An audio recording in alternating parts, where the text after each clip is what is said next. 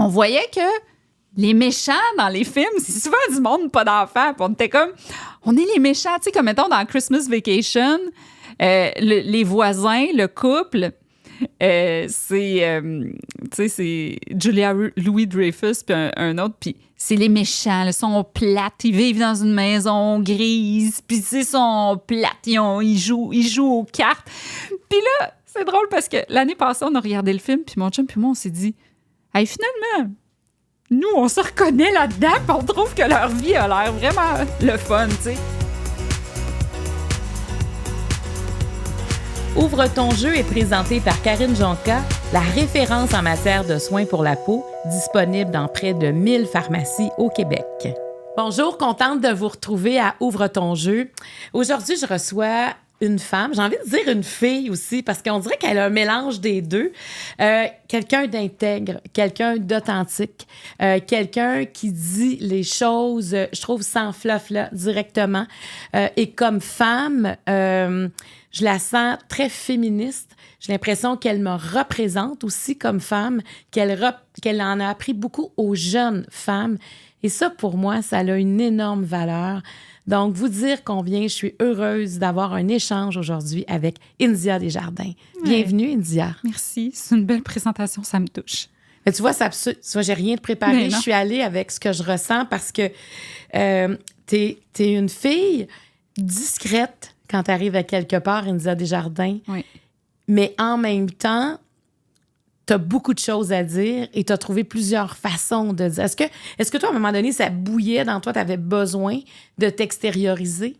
Oui, c'est une belle façon de le dire parce que c'est vrai que j'exprime les affaires de plusieurs façons. Tu sais, des fois, je vais exprimer mes idées par la fiction. Je l'ai faite par un essai, par un balado. Tu sais, je vais essayer. C'est vrai que j'ai plusieurs affaires à dire, puis des fois, une façon différente de les dire. Quand j'ai écrit mon essai, qui était des réflexions sur la fiction, on dirait là, que j'ai eu peur parce que là, je m'exposais plus. Parce qu'avec la fiction, tu peux te cacher en arrière d'un personnage, puis rester justement dans la discrétion. Mais là, je m'exposais avec mon livre Mr. Big ou la glorification des amours toxiques, puis avec mon balado aussi tombé sur Michel Brûlé. Donc ça, c'est la première fois que tu t'exposais avec Mr. Big. Oui, puis je trouvais ça épeurant. Et finalement, ça s'est passé comment, l'après? C'était super. Ça me donne l'occasion de parler vraiment de choses qui me passionnent, tu sais, qui est le sujet du féminisme, de l'analyse de la fiction, mais aussi de réflexion sur l'écriture. De féminisme, je l'étudie. C'est ça que je suis trop passionnée quand on me parle sur ce sujet-là. Mais c'est ça, ça me donne l'occasion de parler d'autres choses parce qu'avant que je sorte ce livre-là, étrangement, on me parlait surtout de mes ventes de livres. Puis un moment donné, je ne savais plus quoi dire par rapport à ça. Puis par rapport à la quantité, parce qu'on parle de millions. Fait que c'est sûr que c'est impressionnant, India, de savoir ça. Mais toi, une fois que c'est dit, c'est que tu n'as rien d'autre à dire. C'est ça que c'est ça. Puis je suis tellement reconnaissante. Puis j'ai tout le temps la même chose à dire, c'est-à-dire que moi, c'est une belle surprise dans ma vie. Tu sais, il n'y a rien qui me tu sais, il y a un de mes profs, là, il y a un de mes profs du secondaire qui m'a dit, dans un salon du livre, puis il m'a dit, tu sais, les gens, quand ils me demandent, tu sais, hey, ça a été ton élève, t'avais-tu vu ce qui arriverait pour elle? Puis il dit tout le temps, non, pas en doute. Puis tu sais, Guylaine Tremblay, quand on faisait la promotion du film, elle a dit, hey, j'ai vu un de tes profs, tu sais, il fait de la radio maintenant, puis elle a dit... Il m'a dit, hey, on s'attendait pas à ça d'elle. Puis tu sais, j'étais comme, OK, c'est vraiment... Pourquoi tu penses qu'il s'attendait pas à ça, toi? Moi, je suis une fille très timide. Je pense que probablement que si j'avais été une enfant d'aujourd'hui, j'aurais eu un certain diagnostic. Tu sais, un diagnostic que je pourrais avoir, mais que ça me tente pas d'avoir. Tu sais, ça me tente pas d'aller... On a parlé avec mon médecin, puis la décision, ça a été, je vais pas investiguer ça. Tu sais, j'ai appris à vivre comme je suis, puis maintenant, j'ai un chum, puis c'est lui qui remplit les formulaires. Fait que c'est super. Non, mais... c'est comme au niveau de l'attention? Oui, au niveau de l'attention, puis, tu sais, probablement... anxiété aussi, puis tout ça, qui rendait peut-être les études difficiles, même si j'étais bonne dans certaines matières. Mais j'étais du genre à pas nécessairement respecter les consignes. Tu sais, comme par exemple, dans le cours de ce prof-là, il allait dire, mettons, OK, écrivez-moi une composition écrite sur le téléphone. Mais moi, j'écrivais une composition écrite qui avait un téléphone, mais c'était pas sur le téléphone. Tu comprends? Fait que, tu sais, moi, c'est comme ça, là. C'est que souvent, mon imaginaire prend le dessus, puis... donc... À quel moment tu as compris que l'imaginaire, ça avait une valeur dans la vie? Je pense pas que je l'ai... Ah, je le sais que ça... Oui, j'ai une réponse à cette question-là. Je vais faire une prémisse, puis je vais répondre à ta question. Parfait. Parce que c'est vrai qu'il y a un moment où j'ai vraiment compris.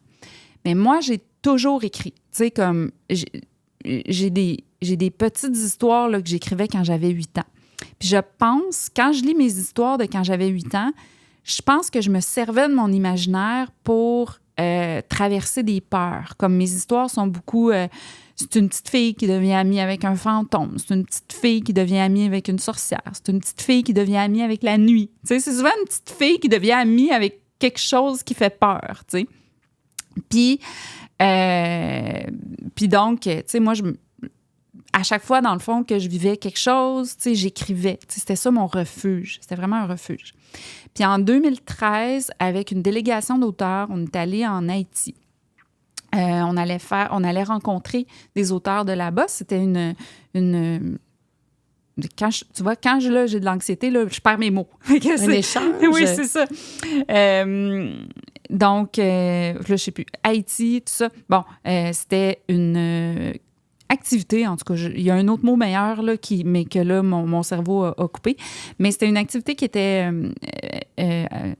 imaginée par Rodney Saint-Éloi, de nous amener toute là-bas, puis de créer des ponts entre le Québec et Haïti.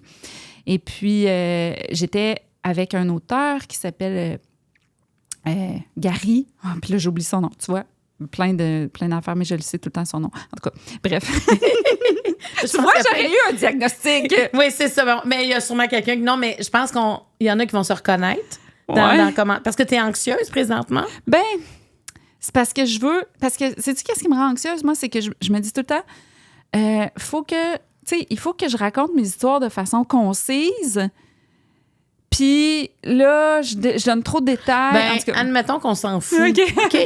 Que ce soit pas concis. Moi, j'aimerais ça que tu me... Gary Victor! Bon, tu vois, on l'a trouvé. Mais je pense qu'il y a plein de gens qui se reconnaissent dans ça. Tu sais, des fois, quand on veut tout dire en même temps, il y a comme un blocage. Fait que prends le temps. OK. Fait que j'étais avec Gary Victor en Haïti. Puis là, on était en voiture. Puis il m'amenait à une activité. Puis c'est vraiment chouette d'être en Haïti parce que, tu sais, à un moment donné, on avait une activité, puis là, l'auto tombe en panne, puis là, le monsieur, il arrive à pied, puis là, il dit « Ah, l'auto est en panne », puis là, l'activité, c'est juste remis, puis tu sais, des choses comme ça, tu sais, c'est vraiment un autre beat de vie. Puis là, il m'a dit, regarde, Gary Victor, il m'a dit « Regarde autour de toi, India, la vie est si difficile ici que l'écriture puis la lecture, c'est une évasion par l'imaginaire. » Et ça, moi, ça m'a parlé parce que pour moi, l'écriture a toujours été une évasion par l'imaginaire. Puis pour moi, c'est devenu ma définition puis ma compréhension de pourquoi j'aime écrire, pourquoi j'aime lire, pourquoi j'aime les histoires. Puis donc... Puis est-ce que dans tes histoires, quand tu as commencé à écrire jeune, dans cet univers-là, tu étais bien parce que c'était un univers qui était comme dessiné pour toi? Je suis toujours bien. En ce moment, là, je suis en train d'écrire un film. J'aime ça, là. Tu sais, moi, je suis bien, là, dans l'univers que je crée. Je suis bien, je suis avec mes personnages parlent dans ma tête, je suis avec eux autres. Tu sais, c'est comme une façon de ne pas se sentir seule. Puis d'être dans un... Tu sais, quand j'écrivais Aurélie Laflamme, c'était comme ça. J'avais créé un univers. Puis, tu sais, je réparais des choses que... T'étais confortable dans cet univers. Je réparais des choses qu'on m'avait envoyées, moi, en tant que petite fille. Parce que, tu sais, je trouve que les petites filles grandissent avec pas beaucoup de personnages féminins. Sont souvent le personnage féminin, une amie, une... Tu sais, je disais ça, je racontais l'histoire de mon film, de mon nouveau film à mon filleul l'autre jour. Puis là, il me fait des signes, là, il me fait... là, j'étais comme, je comprends rien, tu sais. Puis là, il dit, je suis un peu déçue de toi. Puis là, j'ai comme, pourquoi? Il dit, ben, il y a plus de filles que de gars dans ton film. Fait que là, je nomme les films qu'il aime. Je dis, Lego Movie, il y a combien de filles là-dedans? Il dit, une. Je dis, ben, voilà. Il dit, mais elle est importante. Je dis, ah oui, les gars, ils disent tout le temps ça. Il y a juste une fille, mais elle est importante. J'ai dit, tu sais, moi, en tant que petite fille, là, il a fallu que je me projette dans des personnages de garçons, parce que les personnages de filles, ben, ils étaient soit qu'il y en avait juste une, ou soit qui n'étaient pas si importantes dans l'histoire. J'ai dit, moi, j'aimerais ça que tu sois capable de te projeter dans des personnages féminins, puis pas juste toi, d'autres gars aussi. Donc, je pense qu'on est capable, tu sais, si nous, on est capable de se projeter dans des personnages masculins, vous êtes capable de vous projeter dans des personnages féminins. Tu sais, pourquoi le féminin serait toujours autre? Donc, là, je m'égare, hein, parce que c'était pas ça ta question, hein, mais c'est très facile pour moi de dévier là-dessus. Mais c'est dans le sens que je disais, tu sais, des fois, je sais pas si tu te sentais différente quand tu étais jeune dans l'univers dans lequel tu étais, mais je trouve que écrire, on se crée des univers dans lesquels on est bien, où ça va nourrir notre curiosité. Alors, toi, tu t'es créé comme un milieu où, quand tu arrivais là, ça t'appartenait. Ouais. C'était, j'ai comme l'impression, une zone de sécurité dans ta vie. 100%. C'est 100% une zone de sécurité, de plaisir, parce que quand j'écris, je fais plein de recherches avant, j'acquiers des connaissances. Donc, tu sais, oui, c'est vraiment une zone de sécurité, de passion, ouais, c'est vraiment une parce qu'on peut passion. écrire sans vouloir publier. Tu sais, il y a des gens, des fois, qui me disent « Ouais, mais moi, c'est parce que je sais pas si je pourrais publier. » Mais écrire, c'est salutaire. Écrire, c'est exutoire. Ben oui, moi, j'ai toujours dit... Quand les gens me demandent... Moi, quand les gens me demandent des conseils d'écriture, ça me fait tout le temps plaisir d'en donner. Ce qui me fait pas plaisir, c'est quand on me demande comment publier, comment avoir du succès. Là, je me dis, on dirait que cette personne-là, elle veut pas écrire nécessairement pour les bonnes raisons, tu sais. Parce que comment publier? Moi, là, j'ai fait Google, OK, maison d'édition québécoise, puis j'ai envoyé aux maisons d'édition qui me ressemblaient, que je voyais qu'on avait des valeurs communes. J'ai reçu plein de refus. Puis, tu sais, je veux dire, ça fait partie du processus. J'ai pas une recette spéciale pour être publié. Tu sais, j'ai juste essayé. Et quand tu as eu la lettre, là, qui te dit, ou le téléphone, je ne sais pas comment ça s'est fait, mais quand tu as su qu'on prenait ton premier livre, comment tu as réagi? Ben, tu sais, ça a été Les Intouchables, donc ça a été Michel Brûlé. Mais à cette époque-là... Ben, j'étais contente parce que personne voulait. Donc, il a été le seul qui a voulu. Puis même, les gens voulaient tellement pas me publier que j'ai reçu, après la publication de mon premier livre, qui était Les Aventures d'Indiana Jones, une lettre d'une maison d'édition qui m'a dit « Bien que votre livre ait été publié dans une autre maison d'édition, nous tenions à vous mentionner que jamais nous vous aurions publié. » Écoute, j'ai eu tellement de peine. J'aurais aimé ça, aujourd'hui, avec le recul, j'aurais aimé ça garder cette lettre-là juste pour voir c'était qui. Parce que tu t'en souviens plus du... Non, parce que de la maison, mais pas j'avais, tu sais, des fois, j'ai des petites croyances un peu. Puis là, j'étais comme, si je garde cette lettre-là, ça va être de la mauvaise énergie. Fait que je voulais brûler la mauvaise énergie. Mais je peux pas croire qu'on ait fait ça. Ça m'est arrivé, là. Hey, cette personne-là, en tout cas, j'imagine qu'elle s'en est pas vantée, là, mais elle doit pas s'en vanter. Ça, c'est probablement quelqu'un que je croise dans le milieu littéraire. Puis je me demande tout le temps, si tu es. Cette personne-là, peut-être qu'elle va pas trop te voir parce qu'elle doit dire, mon Dieu, qu'est-ce qu'elle pense de moi? Ben oui, peut-être qu'elle se dit. Parce que c'était pas ton dernier livre. Là, t'en as publié combien de livres jusqu'à maintenant? J'ai pas compté. Probablement une quinzaine. Plus tout le reste. Ouais, plus les films. Ouais. C'est fou! Es-tu prête à ouvrir ton jeu? Oui! Donc, c'est questions surprises! Ben oui, voici comment ça fonctionne. Ouvre ton jeu. Hein, tu as des questions vertes qui sont des questions, India, tu sais, que générales. Des questions faciles. Des questions Mauve, faciles. c'est difficile. Mauve, oui, c'est ça. Puis quand tu réponds à la question mauve, tu peux me poser une question de ton choix. J'ai préparé ma question. Ah, ça, c'est drôle. Ça, c'est drôle. Ah non, mais là... Tu sais, j'aime ça. Question jaune, un petit peu plus personnelle. Question rouge, c'est des questions personnelles. C'est ton jeu. Tu vas repartir avec. Chaque invité a son propre jeu. Il y a des questions qu'on retrouve dans différents jeux, mais il y a juste le sien qui est composé de ces cartes-là. Il y a 22 cartes. Il y a une question mauve que je garde parce que tout le monde lui répond. Et tu as ton joker. Oui. Si jamais tu dis « Hey, là, ça va trop loin », tu peux sortir ton joker et tout s'arrête à ce moment-là pour cette question-là et on tombe à une autre question. Mon Dieu. Fait que, ça fait très solennel.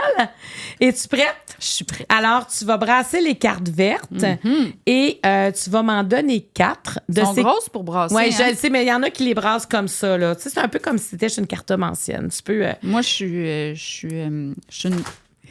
Tu vois, je suis une gameuse. J'ai l'habitude de brasser des cartes. Je suis très bonne pour Faudrait brasser qu'on des les cartes. fasse. Mais des grosses Michel cartes de Richard même. aussi, elle nous a dit que les cartes étaient trop grosses. Il va falloir peut-être qu'on rapetisse nos cartes. Parce que tu vas m'en donner 4. Je vais te les lire. Tu vas en choisir une et après, je vais en choisir une auquel tu devras répondre. Voilà. Ouais, Michel Richard n'était pas contente non plus l'autre fois de la grosseur des cartes.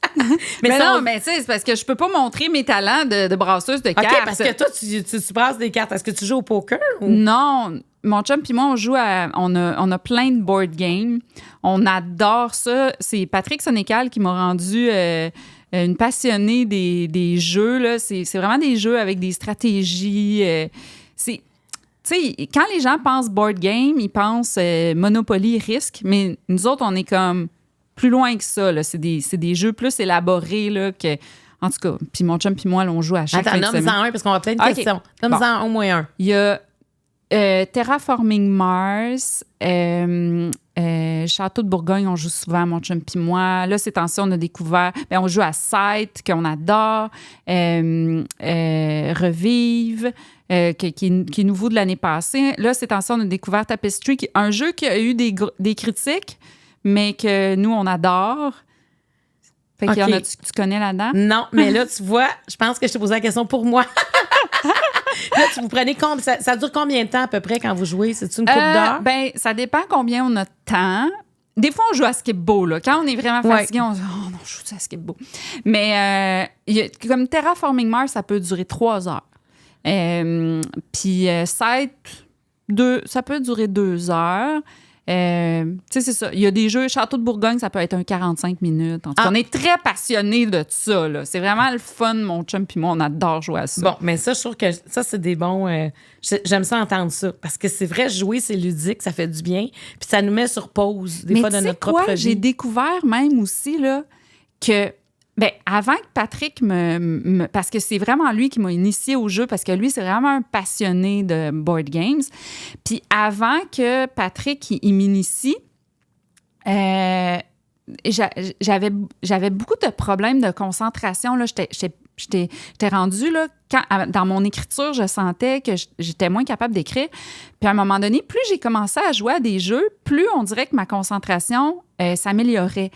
Puis là, j'ai demandé à mon chum, ça se peut-tu? Tu sais, c'est-tu subjectif, mon affaire?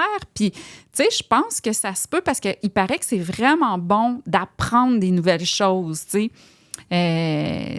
Donc... Puis d'échanger avec l'autre aussi. Ben oui, ça nous fait faire complètement quelque chose. Très, très bon pour le cerveau. Puis mon chum, il est super cute. Ah, excuse, on n'est même pas rendu à tes questions. Puis là, moi, mais c'est parce que j'aime ça, les jeux.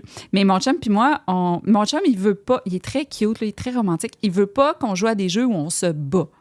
Il veut pas qu'on ait des combats. Pas de compétition, là. Ben, compétition, oui, mais il faut pas que nos bonhommes se battent. OK. OK, fait que ça, c'est drôle quand même. Oui. Ils se projettent en vrai, là. Oh, c'est cute. C'est super fait que vos bonhommes cute. se battent pas. Se battent pas. Des fois, oui. Des fois, moi, je peux-tu faire un combat? Parce que là, fait que des fois, on se permet une petite bataille, mais tu sais, c'est Faut pas que ça laisse de traces. Oui, c'est ça, exactement. Alors, je lis tes 4 questions. Oui. Quel trait de caractère as-tu hérité de ton père? Quelle place accordes-tu au regard des autres? Qu'est-ce que tu n'as pas reçu de tes parents et qui t'a manqué? Quand je me regarde dans le miroir, je vois. Mon Dieu, t'as dit que c'était les questions faciles! Absolument! Comment ça, comme ça? Oh, mon Dieu! check, je vais prendre la question sur mon père. Quel trait de caractère as-tu hérité de ton père? Parce que c'est rare que je parle de mon père, puis j'adore mon père, puis des fois, les gens, tu sais, vu qu'Aurélie, tu sais, des fois, les gens, ils pensent que t'écris ta vie, puis tout ça, puis Aurélie, tu sais, c'est vraiment de la fiction. Puis les gens, vu que Aurélie, son père est décédé, des fois, les gens pensent que mon père est décédé, alors que mon père, il est là, puis on s'entend très bien, puis, tu sais, je l'adore, mon père. Mon père et moi, là, on est vraiment très différents, OK? Tu sais, vraiment, là, on est deux personnes très différentes. Tu sais, lui, il est très... tu sais, il est très pragmatique. Tu sais, moi, je suis très imaginative. Puis, tu sais, je peux-tu raconter une anecdote? C'est ton jeu. C'est mon jeu. Mais c'est parce que je vais te donner un exemple. Puis on se battra pas, non. Là. Je te laisse aller, là. Alors, vas-y, j'aime ça, les histoires de parents. C'est toujours touchant aussi. Bon, à un moment donné, c'est que, tu sais, c'est ça. Mon père, donc, c'est un homme de son époque. Tu sais, il va pas nécessairement... Il a quel âge ton père? Il doit avoir 70. OK. Bon. Donc, exprime pas nécessairement beaucoup ses émotions, puis tout ça. Puis donc, pose pas nécessairement beaucoup de questions personnelles, des choses comme ça. Quand je parle avec lui, il va me parler de sujets du genre, il a réparé telle affaire, puis là, puis... là, il va me parler de ça. Puis là, avec passion, parce que lui, il aime ça réparer des choses. Puis là, il va me parler qu'il est allé en camping. Puis, tu sais, moi, j'aime pas le camping. Fait que, tu sais, il va me parler de son camping. Puis, tu sais, il va me parler de qu'est-ce qu'il a fait. Puis les traces d'animaux. Mon père, là, il est capable de voir... Il regarde une feuille, il sait c'est quoi l'arbre. Il regarde des traces d'animaux, il sait c'est quoi les animaux. Tu sais, tout ça, là. Les cacas, il sait c'est quoi, quel animal a fait tel caca, puis tout ça. Puis moi, ben, tu sais, je suis plus, tu sais... Mais tu sais, dans les émotions, puis dans ma tête, puis tout ça. Puis à un moment donné, ma grand-mère, qui est décédée maintenant, on est allé la voir. Puis là, ça faisait à peu près quelques années que mon grand-père était décédé. Puis là, j'ai commencé à poser des questions à ma grand-mère là-dessus. Tu sais, comment tu te sens? Tu sais, as-tu encore de la peine? Tu penses-tu encore à lui? Puis là, elle m'a dit, ben, je le vois tous les jours. Puis là, elle a commencé à nous parler qu'elle voyait mon grand-père, puis tu sais, qu'il venait la voir, puis tout ça. Puis tu sais, je l'ai laissé parler parce que moi, je trouvais ça vraiment beau. Puis tu sais, j'aimais ça entendre qu'elle, tu sais, elle continuait un peu sa vie avec lui qui est disparu, mais qui est encore là. Puis je la faisais parler de ça. Puis après, tu sais, j'ai dit à mon père, tu sais, comme... En fait, c'est lui qui m'a dit, tu sais, j'ai dit, ça te dérange-tu que j'aille poser des questions comme ça à grand-maman, tu sais, parce que il dit non, il n'y a jamais personne qui a parlé de ça depuis que ton grand-père est mort, tu sais, personne dans la famille ose. Puis il dit, c'est ça qui est le fun de quelqu'un, parce que là, cette soirée-là, j'étais en peine d'amour, fait que je pleurais, j'étais comme, mais que j'ai plein d'émotions, puis nanana. Puis là, il m'a dit, ben tu sais, le fait que tu sois comme ça, c'est ça qui fait que tu poses des questions comme ça. Puis si tu posais pas tes questions comme ça, ben tu sais, on n'aurait pas ces belles discussions-là. Fait que tu sais, ce que j'aime avec mon père, c'est qu'on s'accepte comme on est dans nos différences. Mais je pense que ce que j'ai de lui, c'est un sens de l'organisation puis une détermination, malgré le fait que je sois quelqu'un qui me manque un peu d'attention, qui soit imaginative ou tout ça. Tu sais, lui, mon père, c'est quelqu'un qui est très organisé, très à ses affaires. Puis ça, je pense que ça me vient vraiment de lui. Autant où le côté, justement, imaginatif, très... je sais pas comment dire ça, mais dans la lune, tout ça, ça peut me venir de ma mère. Mais le côté organisé de mon père, ben moi, je pense que ça me sert parce que c'est ça qui fait que même si j'ai une imagination forte, je suis capable de me faire un horaire puis de mettre un point final à ce que tu fais. Exactement. C'est quand même le défi pour plusieurs auteurs de terminer une œuvre. Oui, exactement. Est-ce qu'il est fier de toi, ton père? Est-ce que c'est quelque chose qu'il est capable de te nommer? Oui, puis il y a quelque chose qui m'a dit vraiment touchant l'autre jour. Parce que, tu sais, moi, ma famille vient d'un milieu très modeste, autant du côté de ma mère que du côté de mon père. Tu sais, qui n'ont pas nécessairement eu beaucoup d'éducation, puis tout ça. Puis à un moment donné, j'avais fait un statut Facebook, tu sais, qui analysait quelque chose d'un point de vue féministe. Puis mon père, il m'avait appelé, puis ça m'avait vraiment touchée parce qu'il m'avait dit, tu sais, je peux pas croire, tu sais, que ma fille, tu sais, exprime aussi bien des choses comme ça, tu sais. Il me l'avait dit, tu sais, avec peu de mots, mais tu sais, de façon tellement belle. Puis il est vraiment fier, là. Tu sais, si tu voyais sa face, là, comme des fois dans les premières de films ou des affaires de même, ou des fois, puis ça, je suis gênée de tout ça, là, mais il s'en va faire du ski. Puis là, il me dit que dans le remont-de-pente, mettons, il y avait des ados. Puis là, il a commencé à leur demander s'ils connaissaient Aurélie Laflamme, puis des affaires de même. Puis je suis comme, oh. Puis là, lui, après ça, il se vante qui est mon père, puis des affaires de même. Ça me gêne, là. Je suis comme, oh mon Dieu, c'est tellement gênant. Mais en tout cas, sauf que lui, ça y apporte mais quelque chose. Il est content. Fait que, tu sais, c'est ça. Fait que je suis très, tu sais, c'est ça. Comment il s'appelle, ton père? Il s'appelle Gérard. Ah, Gérard. Beau Gérard, écoute. Puis tu sais quoi, tu sais, ils ont vraiment, tu sais, mes parents, tu sais, comme je te dis, c'est un milieu modeste, tout ça, mais tu sais, ils ont vraiment investi dans nous, dans notre éducation, puis tout ça. Puis ça, j'en suis très reconnaissante. Malgré qu'il n'y avait pas beaucoup de moyens, ouais, ils ont fait des sacrifices. Oui, c'est ça. Puis des fois, je me dis tout le temps, comment on repaye ça? Parce que, tu sais, quand les gens ils ont des enfants puis qu'ils investissent dans leurs enfants, c'est comme des investissements qui... C'est pas comme si tu mets place ton argent à la bourse puis que là, t'as un plus gros montant à la fin de ta vie, là, tu sais. Puis souvent, je me demande tout le temps, tu sais, comment je pourrais rembourser ça à mes parents? Comment je pourrais leur redonner, tu sais. Est-ce que tu leur as déjà demandé? J'ai déjà demandé à mon père, puis là, il dit tout le temps genre, « Ah, occupe-toi pas de ça. » T'sais, on est content de ce que vous devenez, toi et ta sœur, puis tout ça. Fait que... Mais j'ai dit tout le temps, là, profite de ta retraite, prends ton argent. Moi, je veux pas d'héritage. Je veux 0, là. Je dis, quand tu vas mourir, là, je veux qu'il reste 0 dans ton compte. Profite-en. Puis là, il dit, t'as pas à décider ça. mais tu sais, j'imagine que la fierté que tu lui apportes, puis ta sœur, ça doit être un bon retour, tu sais, parce que c'est ça qu'il souhaite aussi. Ouais. Tu sais, quand il investit dans tes études, il souhaite que tu gagnes ta vie, que tu sois heureuse dans ce que tu fais, que tu sois capable de t'émanciper. Tu sais, c'est tout ça que ça veut dire. Oui, puis mon père, tu sais, il a failli mourir il y a quelques années. Tu sais, c'est cette fameuse histoire dans les médias qu'on voit... accident de pêche, puis la personne s'est noyée, tout ça. Mon père, ça a failli arriver. Ça a même été dans les médias. Il y a eu un accident de pêche. Heureusement, il y avait une veste de sauvetage. Il a été transporté par le courant, puis il a été retrouvé presque mort en hypothermie sur une berge. Puis depuis ce temps-là, mon père, beaucoup plus émotif, beaucoup plus connecté avec ses émotions. Fait qu'il y a beaucoup plus de... Il parle beaucoup plus de ses émotions. Puis quand il parle de cette histoire-là, quand il dit « ils m'ont retrouvé », il a tout le temps les larmes aux yeux.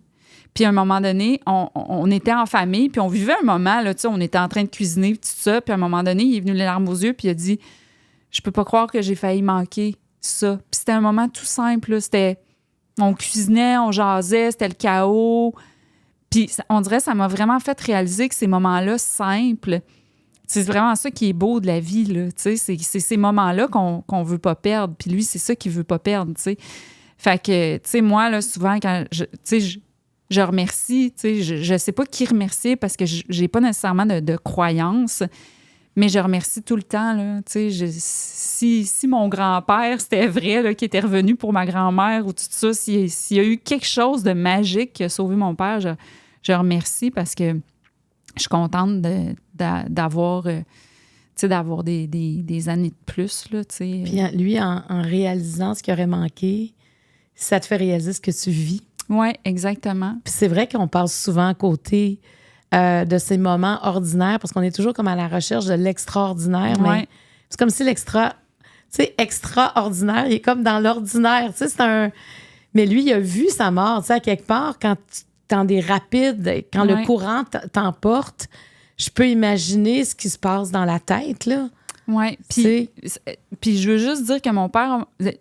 J'ai le consentement de mon père pour parler de ça parce que il m'a déjà dit que pour lui, ça faisait exister son histoire qu'on en parle, t'sais. Parce que souvent, les gens qui ont vécu un traumatisme comme ça, là, on dirait qu'on pense qu'ils veulent pas en parler ou tout ça, mais tandis que mon père, il dit que quand on y pose des questions ou tout ça, ça le fait exister. Puis que si on fait juste jamais en parler, ben il a l'impression que ça a jamais existé ou que ça existe alors que c'est pas. un tournant dans sa vie. C'est quelque chose de vraiment important. C'est vraiment quelque chose où il a failli mourir, tu sais. Mais vraiment. Il est passé proche. Oui, vraiment proche, là. Tu sais, il aurait pu être... Je pense qu'une semaine avant, dans le même lac, il y a quelqu'un qui est décédé, tu sais. Il a été chanceux d'être retrouvé à temps, tu sais. Comme comme un temps supplémentaire. Hein? C'est comme... Ouais. Il y a quelque chose là-dedans. C'est vrai, il y a comme une leçon, on dirait, à travers tout ça. Oui, oui. De profiter des gens qu'on aime, de passer des moments en famille. Puis à chaque fois là, qu'on vit un moment où mon père a eu une réalisation, là, puis je vois le chaos familial, puis tout ça, j'ai tout le temps un élan de bonheur. Wow. Quand je me regarde dans le miroir, je vois... Mon Dieu, je vois quoi? Parce que moi, je me regarde quasiment pas. Mais voyons, tu te regardes pas. Mais je suis comme tout le temps dans la lune. Fait que c'est comme, on dirait, je me vois pas. C'est vraiment bizarre. Est-ce que tu vois une femme ou tu vois une fille quand tu te regardes dans le miroir? C'est une bonne question, ça, parce que je sais pas trop la différence. Est-ce qu'à un moment donné, tu sais, parce que moi, peut-être je suis teintée quand je te pose cette question-là, à cause de ton personnage d'Aurélie Laflamme. Oui, ça arrive à beaucoup de monde. Il y a quelque chose, tu sais, je me dis, quand tu rentres dans cet imaginaire-là de jeunes ados, de jeunes presque adultes, tu sais, qui se posent beaucoup de questions, je me dis, tu dois avoir un petit peu ça en dedans. Mon chum, il dit tout le temps. Des fois, j'ai des réactions, puis il fait « T'es tellement une ado, là, ça n'a pas de bon sens. » C'est comme... mettons, là, je voudrais essayer de m'en sortir. Je m'en sortirai pas. C'est là, en dedans de moi. Tu sais, j'ai encore le côté ado en dedans de moi. Je pense pas que ça va partir. J'ai pas envie d'arrêter de le sentir, ce côté-là. Tu sais, comme là, en ce moment, le film que je suis en train d'écrire, le personnage principal, c'est une ado. Écrire pour les ados aussi, je trouve ça tellement relax. Tu sais, je veux dire, je peux tellement me permettre plus ma folie. Une folie que je peux pas nécessairement me permettre avec les trucs plus adultes. Parce que là, quand j'écris des trucs plus adultes, les gens font... C'est un peu ado, les personnages. Puis là, je suis comme... non, c'est comme ça que je pense. Parce que t'as un côté ludique, t'as une capacité d'émerveillement aussi, j'imagine. Ben oui, tu sais, ça c'est sûr et certain. Puis donc... Quand tu regardes dans le miroir, là, est-ce que t'aimes l'image que tu vois? Ben, ça dépend des jours, j'imagine, comme tout le monde, là. Je sais pas comment dire ça, mais moi, l'affaire, là, c'est que j'ai eu plein de problèmes de santé dans ma vie, OK? J'ai eu une embolie pulmonaire. J'ai eu une tumeur ici qui fait que j'ai un trou là, puis que j'ai une petite paralysie faciale. J'ai eu l'appendice, fait que j'ai une grosse cicatrice ici, tout ça. Puis là, j'ai la cicatrice de l'opération pour la tumeur. J'avais jamais remarqué, ça fait longtemps, ça? Oui, c'était en 2013. OK. Fait que tu sais, j'ai la grosse cicatrice ici. Mais on dirait que, tu sais, un peu comme mon père qui a failli mourir, moi, j'ai eu toutes ces affaires-là, tu sais, qui m'ont fait peur sur ma vie, ma santé, tout ça. Fait que c'est comme, on dirait que je me vois pas comme... Je vois pas vieillir comme un défaut. Je vois ça comme une qualité. En même temps, j'ai encore le côté de moi qui est comme très ado, enfantin ou tout ça. Fait que, est-ce que je vois une fille ou une femme? Des fois, je vois une fille, des fois, je vois une femme. Tu sais, je vois des petits poils blancs poussés, tu sais. Mes cheveux, là, tu sais, là, ils commencent à être pas mal blancs, mais là, je suis pas prête à les laisser blancs. Fait que je continue à avoir des teintures. Tu sais, mais je suis pas nécessairement... Tu sais, des fois, c'est sûr que je trouve ça confrontant, vieillir. Je pense que c'est comme ça pour tout le monde. Je peux pas te dire, là, genre, je suis super à l'aise avec ça. Mais... Des fois, je nous trouve tellement sévères envers nous. Tu sais, souvent, là, mettons, je regarde mes photos d'il y a 10 ans, puis j'étais donc bien belle, mais il y a 10 ans, j'étais comme, oh mon Dieu, je suis comme, tu sais, je suis pas à mon meilleur ou tout ça. Fait que mon rapport à mon corps est comme vraiment étrange parce que c'est comme si je me suis jamais, tu sais, moi, je pense que, mettons, m'aimer, mais dans toutes les sphères de ma vie, là, aimer ma personnalité, aimer mon intellect, aimer mon corps, aimer tout ça, je trouve que c'est un apprentissage de tous les jours. Je veux l'apprendre. Je veux me considérer aimable là, sous toutes mes facettes, mais c'est un travail de chaque instant. Fait que je sais pas ce que je vois, tu sais, je pense que Est-ce que la personne que tu vois, c'est en accord avec comment tu te sens dedans? je pense que oui. Ben ça, c'est un gros plus. Oui. Surtout depuis quelques années. Tu sais, je suis avec... Tu sais, mon chum, là, moi, j'ai rencontré vraiment un super partenaire de vie, là, que, tu sais, que j'ai pas de pression. Tu sais, lui... Il me trouve super belle quand je suis habillée en mou puis qu'on s'en va promener mon chien. Puis je te montrerai des photos. Là, tu sais, je mets des bottes, des gros pantalons coton ouaté, tout ça. Puis lui, c'est comme ça qu'il me trouve. Puis moi, je le trouve beau aussi en coton ouaté. C'est ça que c'est de même, je le trouve le plus beau. Fait que je suis vraiment contente parce que j'ai pas de pression de... Je ressens pas de pression T'es par rapport à lui. toi-même. Ouais, Puis... c'est ça, exactement. Puis je pense, tu sais, maintenant là, qu'on a... Tu sais, on est moi, lui, notre chien... Tu sais, on aime ça aller se promener, jouer à des jeux, tout ça. Fait qu'on dirait que j'ai rencontré quelqu'un qui me renvoie vraiment une image positive de moi. Puis je veux pas avoir l'air de dire que seulement son regard sur moi m'importe. Je veux pas avoir... C'est vraiment pas ça. Mais je trouve que c'est vraiment doux d'être avec quelqu'un qui te renvoie tout le temps une image positive de toi parce que j'ai pas eu beaucoup de ça dans ma vie. J'avais plutôt le contraire des gens qui me renvoyaient des fois une image négative de moi qui faisait que je me sentais pas assez aimable, pas assez belle, pas assez bien habillée. Tu sais, donc, d'avoir quelqu'un avec, tu sais, qui habite avec toi puis que, tu sais, que c'est juste de la douceur puis de l'amour puis de pas de pression d'apparence, moi ça m'a vraiment relaxée intérieurement. Oui, ça apaise. Oui, ça m'a apaisée. Moi, je t'avais reçu il y a plusieurs années à Deux filles le matin où on avait parlé de célibat. Mm-hmm. Parce que ça a été... Une grosse partie de ma vie. Une grosse préoccupation aussi à un moment donné dans ta vie, le célibat. Oui. Est-ce que tu pensais trouver quelqu'un comme ton chum actuel? Non. Puis, tu sais, le célibat, là, j'ai eu plusieurs phases. C'est-à-dire que j'ai été bien. Tu sais, à un moment donné, j'ai été bien, puis à un moment donné, c'était long, puis à un moment donné, j'ai souffert de solitude. Puis des fois, on dirait qu'on se permet pas de dire ça, puis on dirait qu'on demande quasiment aux femmes de dire je suis bien toute seule, puis c'est comme ça qu'on est forte. C'est comme si être forte, ça voulait dire d'être seule, alors qu'on peut très bien être forte à deux, puis on peut très bien vouloir l'amour, puis être forte quand même. Tu sais, moi, j'étais bien toute seule parce que la preuve, c'est que j'aurais pas été capable d'être avec n'importe qui. Tu sais, j'ai quand même été très sélective. Tu sais, mon chum, il a été bien choisi. Mais tu sais, c'est sûr qu'à un moment donné, moi, là, je travaille seule chez nous. J'ai pas de collègues de travail. Donc, mes journées étaient très, très... Je vivais beaucoup de solitude. Puis à un moment donné, c'est dur, tout ça. Fait qu'à un moment donné, la solitude, puis de rencontrer des gens qui Puis, tu sais, d'avoir des relations toxiques, de rencontrer des gens que je sentais que c'était jamais ça, puis que, tu sais, que j'avais pas de prise sur la relation, tu sais, que j'avais pas d'égalité, parce que moi, c'était beaucoup ça que je cherchais. Je trouvais ça très difficile.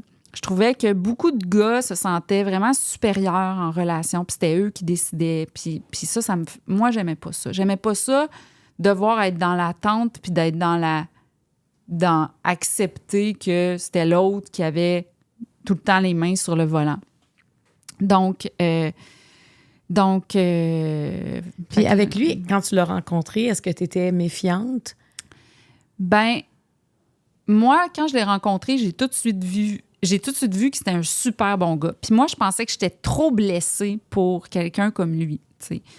Puis là, tu sais, cette fameuse croyance qu'il faut avoir tout réglé, tu sais, quand on rencontre quelqu'un. Tu sais, sur les sites de rencontres, là, les gens, ils disent « Ayez réglé votre passé ». Fait que là, moi, je me sentais... Tu sais, puis je pense que quand j'étais en date, ben je jouais un jeu où je disais que tout était réglé, puis que puis je pense que ça me rendait pas bien. Puis quand j'ai rencontré mon chum, puis que rapidement j'ai vu, mon Dieu, c'est quelqu'un là, de tellement simple, puis de tellement, tu sais, de tellement gentil, puis tout ça, que là, j'ai dit, tu sais, t'es trop une personne normale, tu sais, pour moi. Je suis blessée. Toutes mes affaires du passé sont pas réglées. Fait que je pense pas qu'on peut être ensemble. Il dit check. Mon chum est tellement, tu sais, pragmatique. Puis tu sais, il dit regarde, moi, le fait que tu n'aies pas. Tu sais, si, mettons, tu veux pas qu'on soit ensemble, c'est parfait. C'est ta décision. Moi, je vais respecter ça. Mais tu as le droit d'avoir un passé. Tu as le droit d'avoir des contacts avec ton passé, tu as le droit d'avoir de la peine avec ton passé. Si tu me laisse-moi parce que tu es sûr que tu m'aimes pas. Mais si tu veux qu'on soit ensemble, on peut traverser ça ensemble.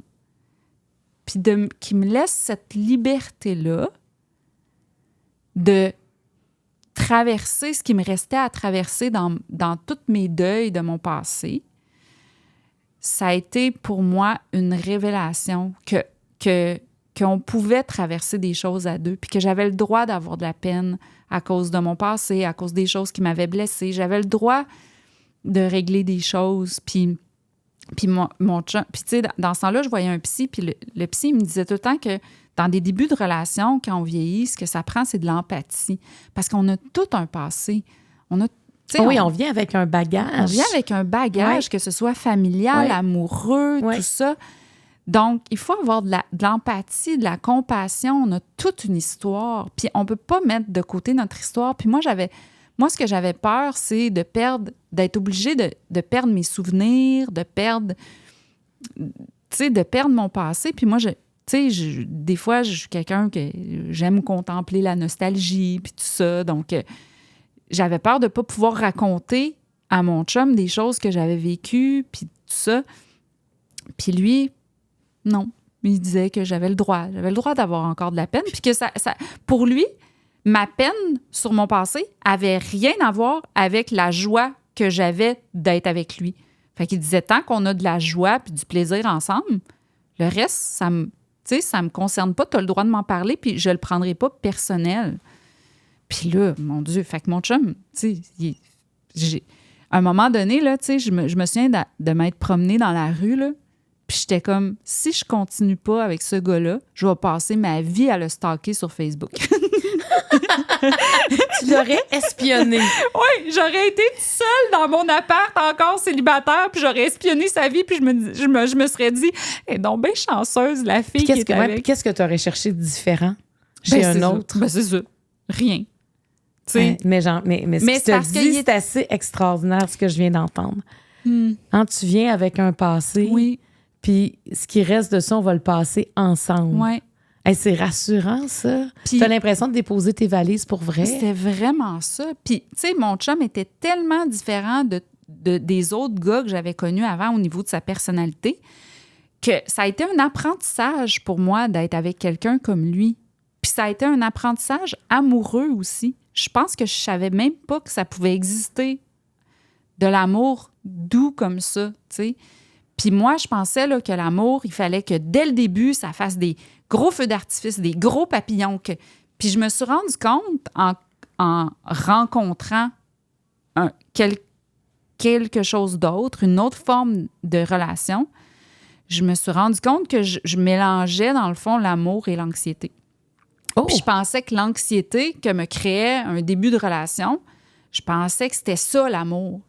Mais finalement, tu sais, avec mon chum, c'était toute de la douceur tout le temps, puis d'avoir hâte de le revoir. Puis tu sais, au début, là, moi, là, avec mon chum, là, j'étais tellement habituée d'être toute seule que je disais, là, il me disait, « Hey, on pourrait, tu sais, on était comme en deuxième date, puis il disait, on pourrait aller patiner. » J'étais comme, « Hey, il est donc bien quétaine, lui, de vouloir aller patiner. » J'avais comme fermé toutes mes portes à toutes les affaires, le fun. C'est comme si tu avais envie de le juger dans sa légèreté, dans le fond. Un moment donné, il me dit, on pourrait cuisiner ensemble. J'étais comme, hey, là, wow, là, on n'est pas un couple, on va pas cuisiner ensemble.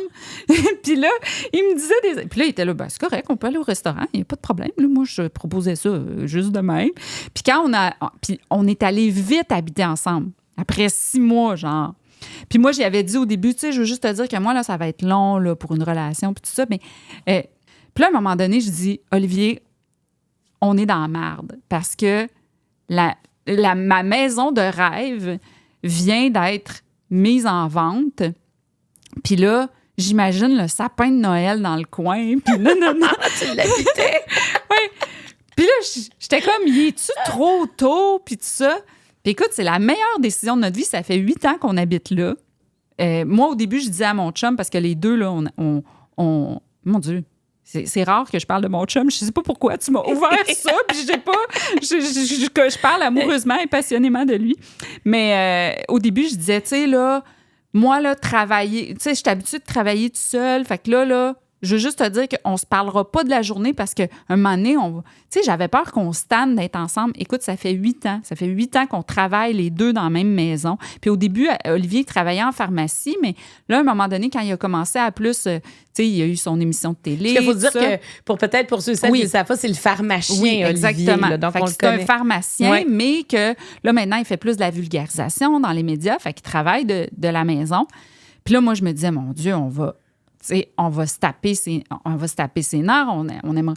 Mais là, tu sais, mon chum et moi, on déjeune ensemble, on jase de l'actualité, on dîne ensemble. Quand des fois, là, je suis comme, Olivier, est-ce que tu viens dîner avec moi? Non. Fait que là, on dîne ensemble, on s'en va promener notre chien, puis là, on soupe ensemble. Puis, tu sais, moi, là, je pensais, je vais me tanner de ça, mais je me tanne pas. Puis des fois, je demande, t'es-tu tannée? Là, je suis rendue trop lourde? Tu sais, au début, tu as rencontré une fille super indépendante, puis là, je suis comme, moi, je suis virée bout pour bout, complètement le contraire, tu sais, parce que j'aime tellement ça, être avec lui, puis on fait plein d'activités. C'est ta vraie nature, en fait, qui est ressortie. Exactement, tu sais. Fait que là, j'étais comme, tu sais, j'ai quasiment fait de la fausse représentation, parce que j'étais comme... Puis, tu sais, en même temps, j'ai bien lu là-dessus, là, c'est quoi l'indépendance, puis la dépendance, puis des fois, je parle de ça avec lui, puis tu sais, j'ai quand même ma vie, tu sais, c'est pas... Tu sais, il y a une psychologue que j'ai rencontrée pour mon essai qui a dit, tu sais, aimer être avec quelqu'un, c'est pas de la dépendance affective, tu sais, c'est de la dépendance affective si t'as mal, si la personne n'est pas là, puis là, si tu commences à souffrir, puis à obliger l'autre à des affaires, mais...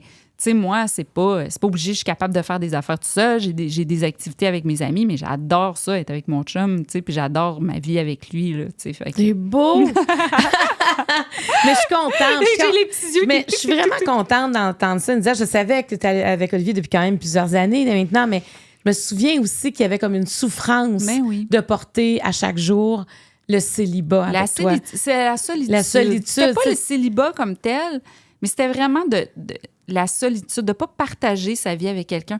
Puis, tu sais, c'est beaucoup plus dur. Tu sais, quand je vis des trucs difficiles, là, tu sais, parce qu'on a envie dans notre travail, tu sais, c'est des métiers où on vit des grosses émotions, puis tout ça. Puis, mon chum, souvent, je vais lui dire quelque chose, puis là, il est capable de... C'est comme... Moi, je dis souvent que mon chum, là, moi, là, mes émotions sont un cube Rubik, puis lui, il fait... Puis là, il replace toutes les couleurs, tu sais.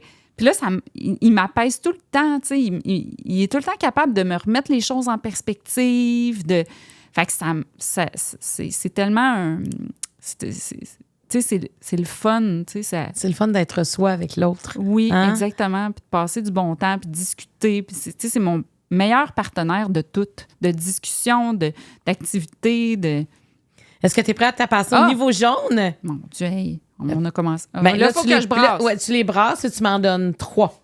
Peut-être qu'on aura encore une autre question. Tu pourras nous parler d'Olivier. Non, là, c'est correct. Là, il va dire, voyons donc. Non, mais c'est toujours intéressant d'entendre les histoires de couple. Parce qu'il n'y a pas un couple qui est pareil. Mais non. Puis peut-être que c'est arrivé à un autre moment de ta vie, ça aurait été autre chose. Tu sais, c'est très particulier, le couple en soi. Alors, voici les questions jaunes. À quel moment de ta vie as-tu dû te tenir debout? Un couple sait. Non, ben là, je pense qu'on l'a fait. On l'a fait, là. Quelle est ta définition du féminisme? Féministe, ben, oui. Faut qu'on aille 3 heures. Attends, pige-en une autre. OK. On va t'en donner une autre, vu que le couple, elle compte pas, parce qu'on vient de la dire. Bon, là, tantôt, tu vois, c'était à quel moment de ta vie as-tu dû te tenir debout? Puis là, c'est quel est le plus grand défi que tu as surmonté dans ta vie? Bon. Ça, puis ça, là, c'est connexe. OK, parfait. J'ai dû me tenir debout par rapport à mon histoire avec Michel Brûlé. Tu sais, je l'ai raconté un peu dans mon balado. Oui. Tu sais, moi, ça a été mon éditeur. Il a cru en moi. Il a fait plein de belles choses pour moi. Mais quand, moi, dès le départ, je lui avais présenté une série sur 8 tomes. Donc, Aurélie, moi, je la voyais là, de secondaire 3. Je la prenais dans un moment particulier jusqu'à son bal de finissant. Pour moi, c'était comme ça. J'avais fait ma structure sur 8 tomes. Et quand est arrivé le 8e tome, lui, il m'a demandé de continuer parce qu'on avait des... Tu sais, à ce moment-là, là, tu sais, les Aurélie, ça se vendait à...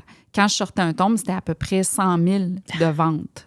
100 000 copies vendues, tu sais, par tome. Donc, lui, il voulait que je continue. Mais moi, mon histoire était finie. C'est pas que j'aimais pas ça, écrire Aurélie. Aurélie, là, je veux dire... Arrêter Aurélie, ça m'a fait mal à mon corps. Ça a été un vrai deuil, là. Puis pour survivre même à ce deuil-là, je me disais, un jour, je vais la reprendre, tu sais, comme peut-être 10 ans plus tard ou tout ça. Puis finalement, ça, c'est arrivé peut-être 5-6 ans plus tard. J'ai fait un tome 9, mais pour moi, je le compte même pas comme dans la série. Pour moi, c'est vraiment un bonus.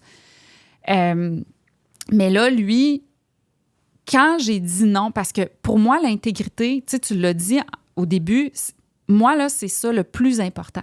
Moi, jamais j'aurais voulu faire...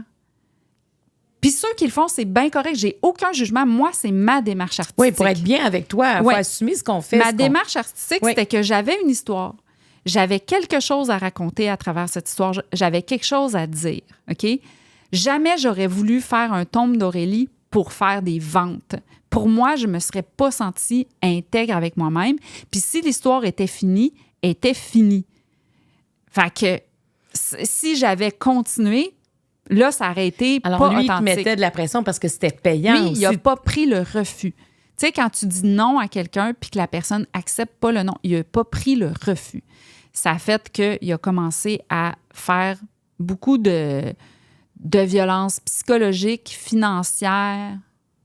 Donc, tu sais, il retenait des chèques. Il faisait plein de... Je sais pas comment dire ça, là, de... Tu sais, c'est ça, des mails avec de la manipulation, tout ça. C'était très difficile. Puis à ce moment-là, je savais... Moi, j'avais jamais dealé avec quelqu'un comme ça. Donc, moi, là, j'étais du genre à répondre aux longs courriels avec des longs courriels pour me défendre.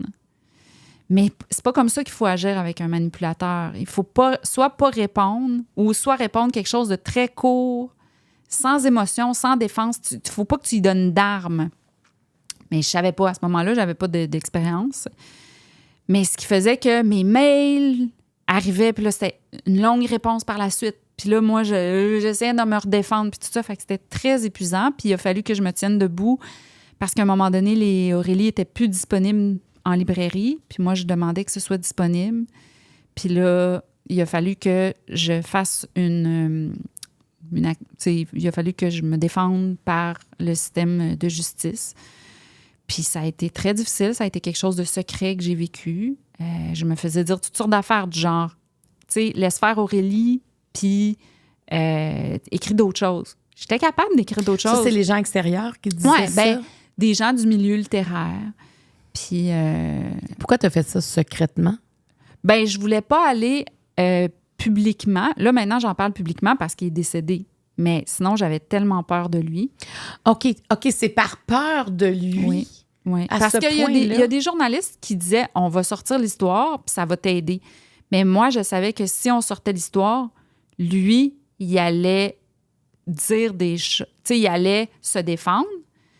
Puis l'affaire, là, quand tu sors quelque chose publiquement, là, comment ça fonctionne, les médias, c'est qu'un journaliste n'a pas le choix de donner le droit de parole. Puis quand tu dénonces quelque chose publiquement, bien, la personne que tu dénonces, qui a son droit de parole, souvent, ce que cette personne-là va faire, c'est vouloir te détruire ta réputation, détruire...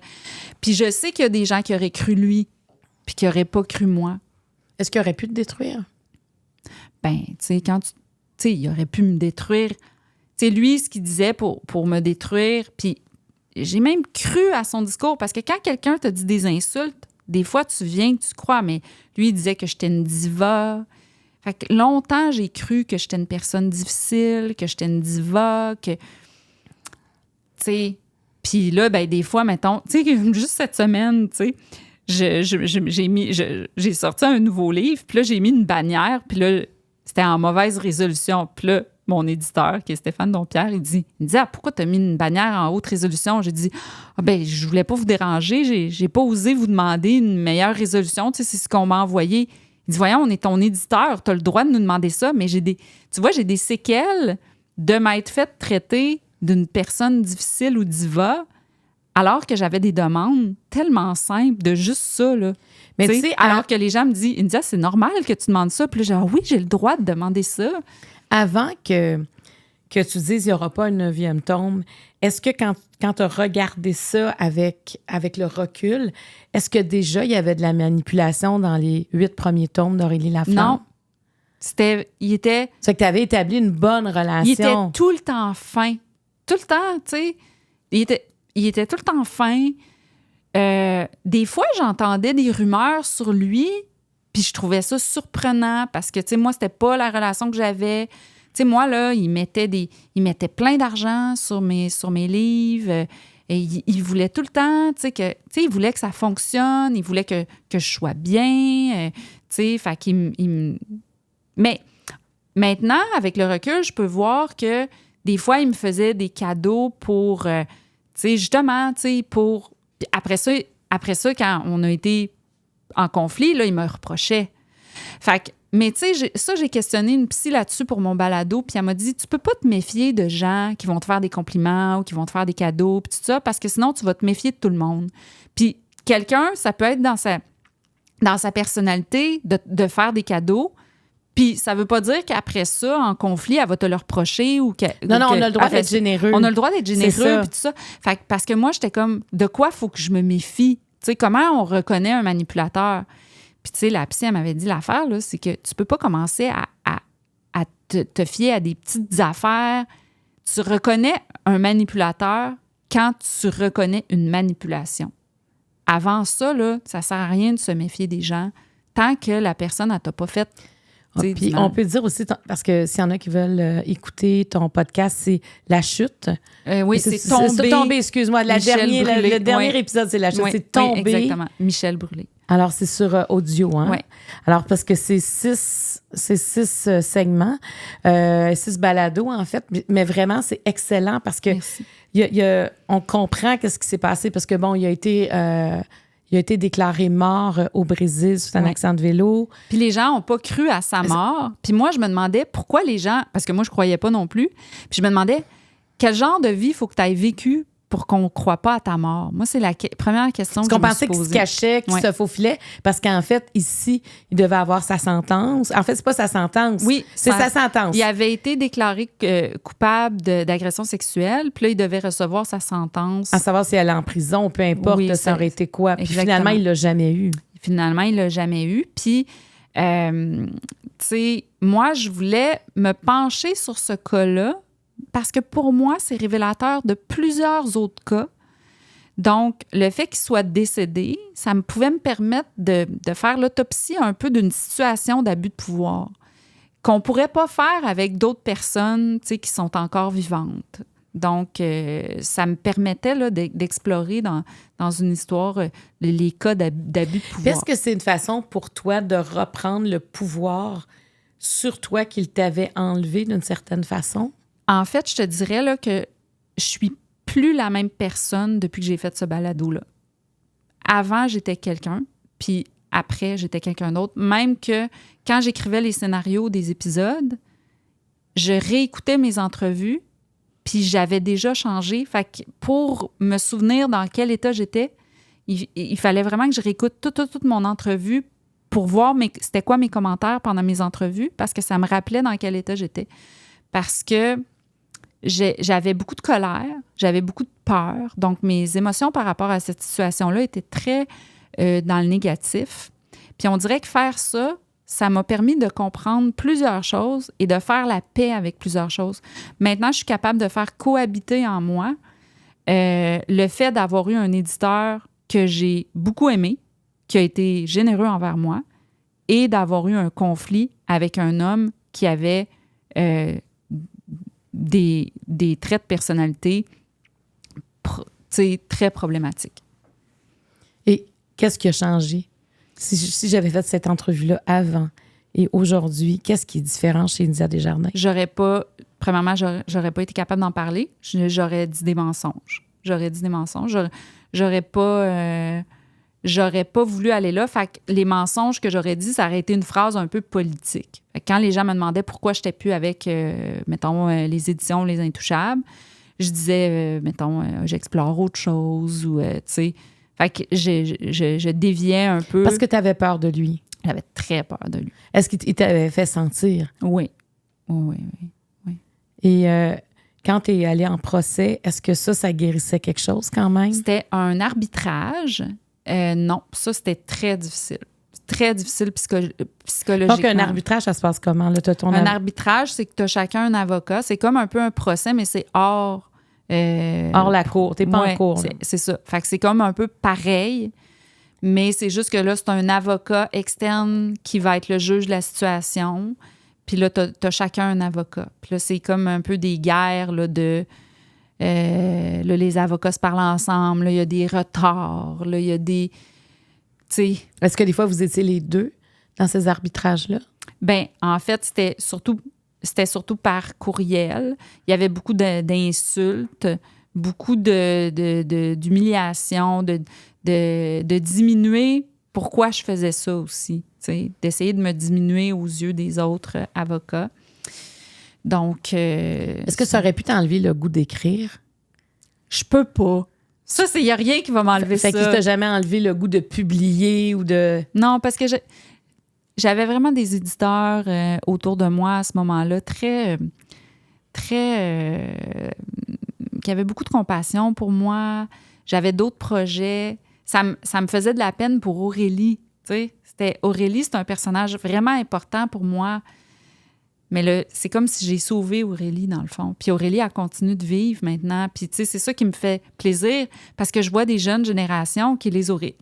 Depuis le début de l'année scolaire, là, on est début octobre, là, mais en septembre, là, j'ai reçu 3 demandes de filles du secondaire qui voulaient me faire une entrevue par Zoom pour leur travail. Puis, je dis jamais non à ça parce que je trouve ça trop cute, là, en plus. Là.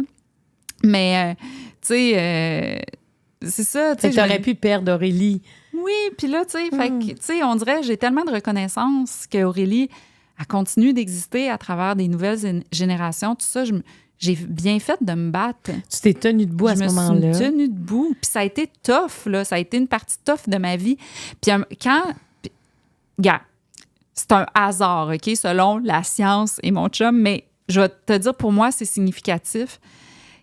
Quand j'ai su au Salon du livre de Montréal que Michel avait accepté une entente à l'amiable. Puis là, tu sais, parce qu'un nouvel éditeur s'est comme mêlé puis a essayé de m'aider à sortir de ça. Bon. Et là, c'était les Éditions de l'Homme, tu sais, qui ont repris Aurélie. Et quand il m'a dit que Michel avait accepté, j'ai perdu la voix. Perdu la voix. Comme si mon corps a shut down. Mais, gars, on était l'automne, il y avait des virus, tout ça. Ça, c'est plus l'explication de mon chum. Moi, l'explication de moi, c'est que j'ai perdu la voix parce que mon corps en pouvait juste Parce que tu te retenais. Tu retenais quelque chose, tu pouvais pas laisser aller, puis là, tout d'un coup, c'était fini. C'est ça. Puis là, j'ai perdu la voix vraiment. Là.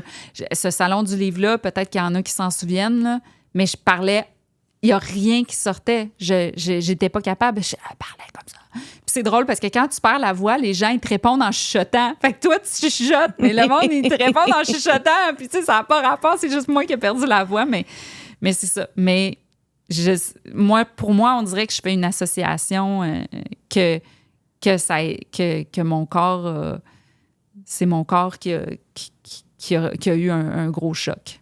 Fait que, dans le fond, est-ce que tu t'es vue plus forte que tu pensais? D'avoir été jusqu'au bout quand même de cette démarche-là? Maintenant, en fait, j'ai accepté une entente à l'amiable qui me permettait d'aller avec un autre éditeur, mais j'ai pas tout gagné. Une entente à l'amiable, tu fais des compromis, tu sais. Fait que j'ai été un peu pris avec lui pour les droits internationaux pendant quelques années. Ensuite, fait que, tu sais, j'étais pas 100% satisfaite de l'entente, mais j'étais vraiment contente d'être libérée. J'étais vraiment contente parce qu'après ça, on a ressorti des Aurélie, puis là, il y en avait disponibles. Fait que, avec le recul, je te dirais, oui, j'ai été forte parce que il y a une entrevue que j'ai faite pour mon balado avec une de mes amies, qu'elle a retrouvé des anciens mails que je relisais. Puis là, j'en ai mis quelques extraits seulement dans le balado. Mais quand elle me lisait ça, là, j'avais mal à tout mon corps. Puis je retrouvais l'état physique dans lequel j'étais. Puis toute la journée, j'ai été obligée de me coucher parce que mon corps me faisait mal, tu sais. Puis je me disais comment je faisais pour vivre avec cette douleur-là constante dans mon corps. Fait qu'avec le recul, je peux dire, ouais, j'ai été vraiment forte. J'ai été vraiment forte de traverser ça. Mais je suis vraiment contente parce que j'ai sauvé Aurélie. Puis Aurélie, c'est mon personnage. Puis elle est importante pour moi parce que les jeunes sont importants pour moi. Wow. Bravo. Rendu à niveau rouge. Ouh! Oh, là, c'est plus difficile. Là, tu vas m'en donner 2. Attends, tu vas m'en donner 3. Et là, c'est moi qui... je suis vraiment dans ton histoire parce que je te trouve forte, parce qu'un manipulateur, c'est tough. C'est quelqu'un qui vient jouer à des endroits qui sont... Tu sais, qui sont profonds en nous. Hein? C'est des lieux où on va moins visiter. Des fois, c'est dans nos zones d'ombre.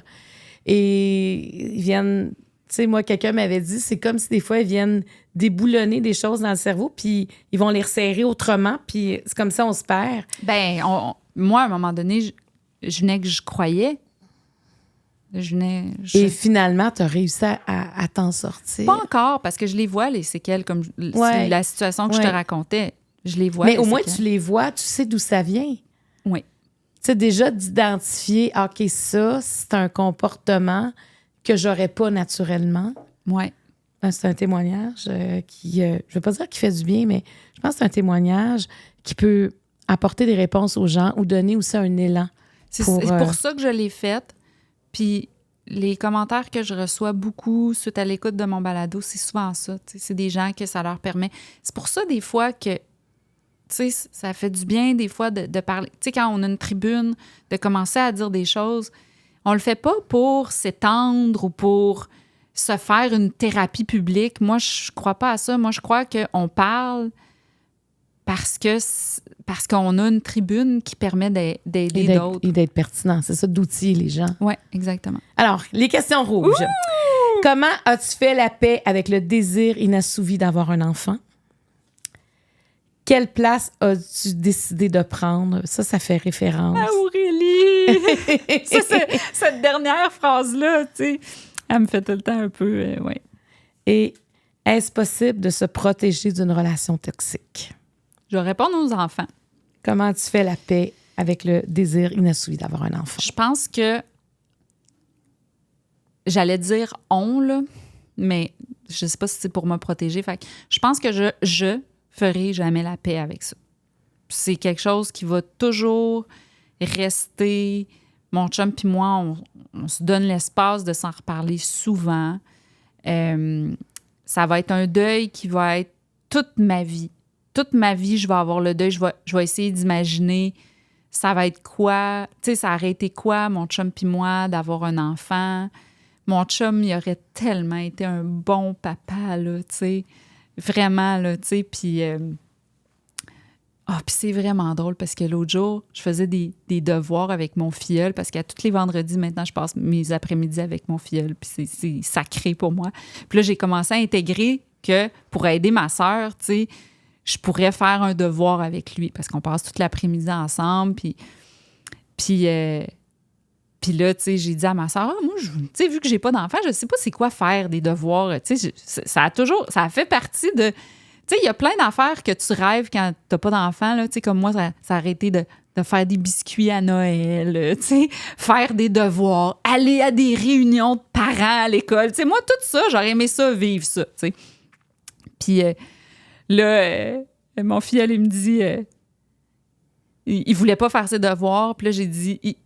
Il dit, toi, tu tripes peut-être, mais moi, je trippe pas. Puis là, j'étais comme, je trippe pas plus. Il dit, oui, ma mère, elle m'a dit que vu que t'as jamais eu d'enfant, t'aurais aimé ça, faire des devoirs. Puis j'étais comme, OK, là. Je trouvais ça tellement cute qu'il me dise ça. Il simplifiait aussi. Tu sais, les enfants, c'est comme ça. Je trouvais ça cute, là. Mais à quel moment dans ta vie, toi, tu t'es dit, moi, je veux avoir des enfants? Tout le temps. Écoute, j'avais 9 ans, je rêvais à ça, là, tu sais, Et est-ce qu'à ce moment-là, tu sais, jamais on dit, mais ça se pourrait que tu puisses pas? Non, jamais. Tu sais, quand on dit ça à des enfants, ça peut être un garçon, ça peut être une fille, mais jamais on va mettre un mais ou un si ou peut-être que. Il y a comme un chemin, tu décides d'avoir un enfant, eh bien, t'as un enfant. Ouais, puis... moi, je me souviens que je posais beaucoup de questions quand ma mère elle avait des amis qui n'avaient pas d'enfants. Je posais beaucoup de questions, genre, pourquoi elle n'a jamais eu d'enfant? Puis, quand mon chum puis moi, tu sais, à un moment donné, ça, tu sais, on a su qu'on ne pourrait pas. Tu sais, je peux te raconter l'histoire. Je suis super transparente par rapport à ça. Parce que j'ai appris beaucoup de choses par rapport à ça. Puis ça aussi, moi, je pense que ça peut faire œuvre utile. Mais on voyait que les méchants dans les films, c'est souvent du monde pas d'enfants. Puis on était comme, on est les méchants. Tu sais, comme mettons dans Christmas Vacation, les voisins, le couple, c'est Julia Louis-Dreyfus puis un autre. Puis c'est les méchants. Ils sont plates. Ils vivent dans une maison grise. Puis ils sont plates. Ils jouent aux cartes. Puis là, c'est drôle parce que l'année passée, on a regardé le film. Puis mon chum puis moi, on s'est dit... Hey, finalement, nous, on se reconnaît là-dedans, puis on trouve que leur vie a l'air vraiment le fun, tu sais. Plus ça va, plus finalement, à un moment donné, on est dans l'acceptation, tu sais. Ça prend combien de temps quand même avant d'être dans l'acceptation? Ben là, on est dans l'acceptation, mais pas tout le temps, ça fluctue, tu sais. Ça peut m'arriver encore d'être dans la colère. Moi, quand je vois que quelqu'un a jeté son bébé dans les poubelles, là, je tombe dans la colère. Puis là, je tombe dans la tristesse de... Voyons, j'aurais jamais fait ça. Moi, pourquoi la vie a permis à cette personne-là d'avoir un bébé, mais pas à moi? J'aurais jamais jeté mon enfant dans une poubelle, tu sais. Fait que c'est ça. As-tu des moments de détresse par rapport à ça? Ben, c'était surtout la première année. Parce que, tu sais, l'histoire, c'est que, bon, moi, j'ai eu une embolie à 28 ans sur la pilule anticonceptionnelle, tu sais, à cause de... Donc, je suis une de ces personnes-là. Oui, c'est ça, quand on dit qu'il y a un risque d'embolie pulmonaire, c'est ce qui t'est arrivé. Moi, j'avais 28 ans. Une embolie pulmonaire, c'est très grave. C'est très grave. J'ai failli mourir. Je suis restée 10 jours à l'hôpital. C'était la grosse affaire. Fait que toi aussi, t'as failli mourir. Oui. Ce que ça a fait, c'est que j'ai eu plus de lâcher prise par rapport à des affaires que je voulais dans la vie, tu sais. Puis c'est ça qui a fait que j'ai écrit Aurélie comme après ça parce que je me questionnais beaucoup sur la mort puis tout ça, puis où est-ce que je serais allée. Puis, fait Fait que j'ai eu ça. Là, j'ai eu une vie qui a fait que j'ai pas choisi les bons partenaires pour avoir un projet de famille. Puis, je pense qu'il y a une grosse arnaque dans la société, OK? C'est de dire aux femmes, puis moi, je me faisais toujours dire ça, t'as le temps. Janet Jackson a eu des enfants à 50 ans. Puis non. La grosse arnaque, là, c'est que souvent, les femmes plus vieilles qui ont des enfants, ils ont des dons d'ovules, OK? C'est pas genre, wouh, elle est tombée enceinte de même. Non. La grosse arnaque, c'est que c'est difficile quand tu passes 40 ans.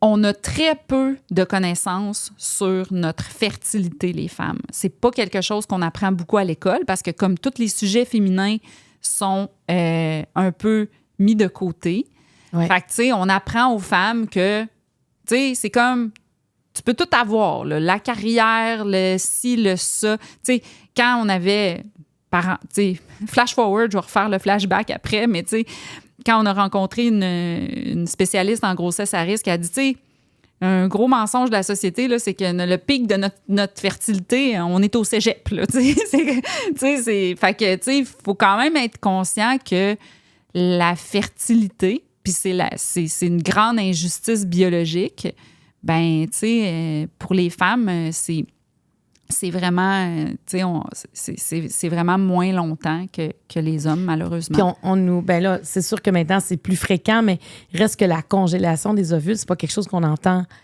tant parler non plus. Moi, j'aurais vraiment aimé ça, qu'on me parle de ça. Parce que c'est important dans la vie d'une femme. J'aurais vraiment aimé ça, qu'on me parle de tout ça. Ça aurait changé quelque chose. Je pense que oui. Fait que là, quand j'ai rencontré mon chum, moi, j'avais 38 ans. Rapidement, j'ai dit à mon chum, veux-tu des enfants? Parce que moi, là, j'ai 38 ans, là, je suis... Puis, tu sais, si tu t'embarques avec moi... Puis, tu sais, moi, là, je lisais partout, là, « Ah, faut pas dire ça aux gars, ça leur fait peur. » Oui, là, il va se sauver en courant. Un moment donné, là, moi, j'avais plus de temps à perdre avec ces niaiseries-là, là. Fait que moi, je disais tout le temps, là, j'étais transparente, là. Check, moi, je veux m'engager, je veux des enfants, nanana. Pas tout de suite, là, mais...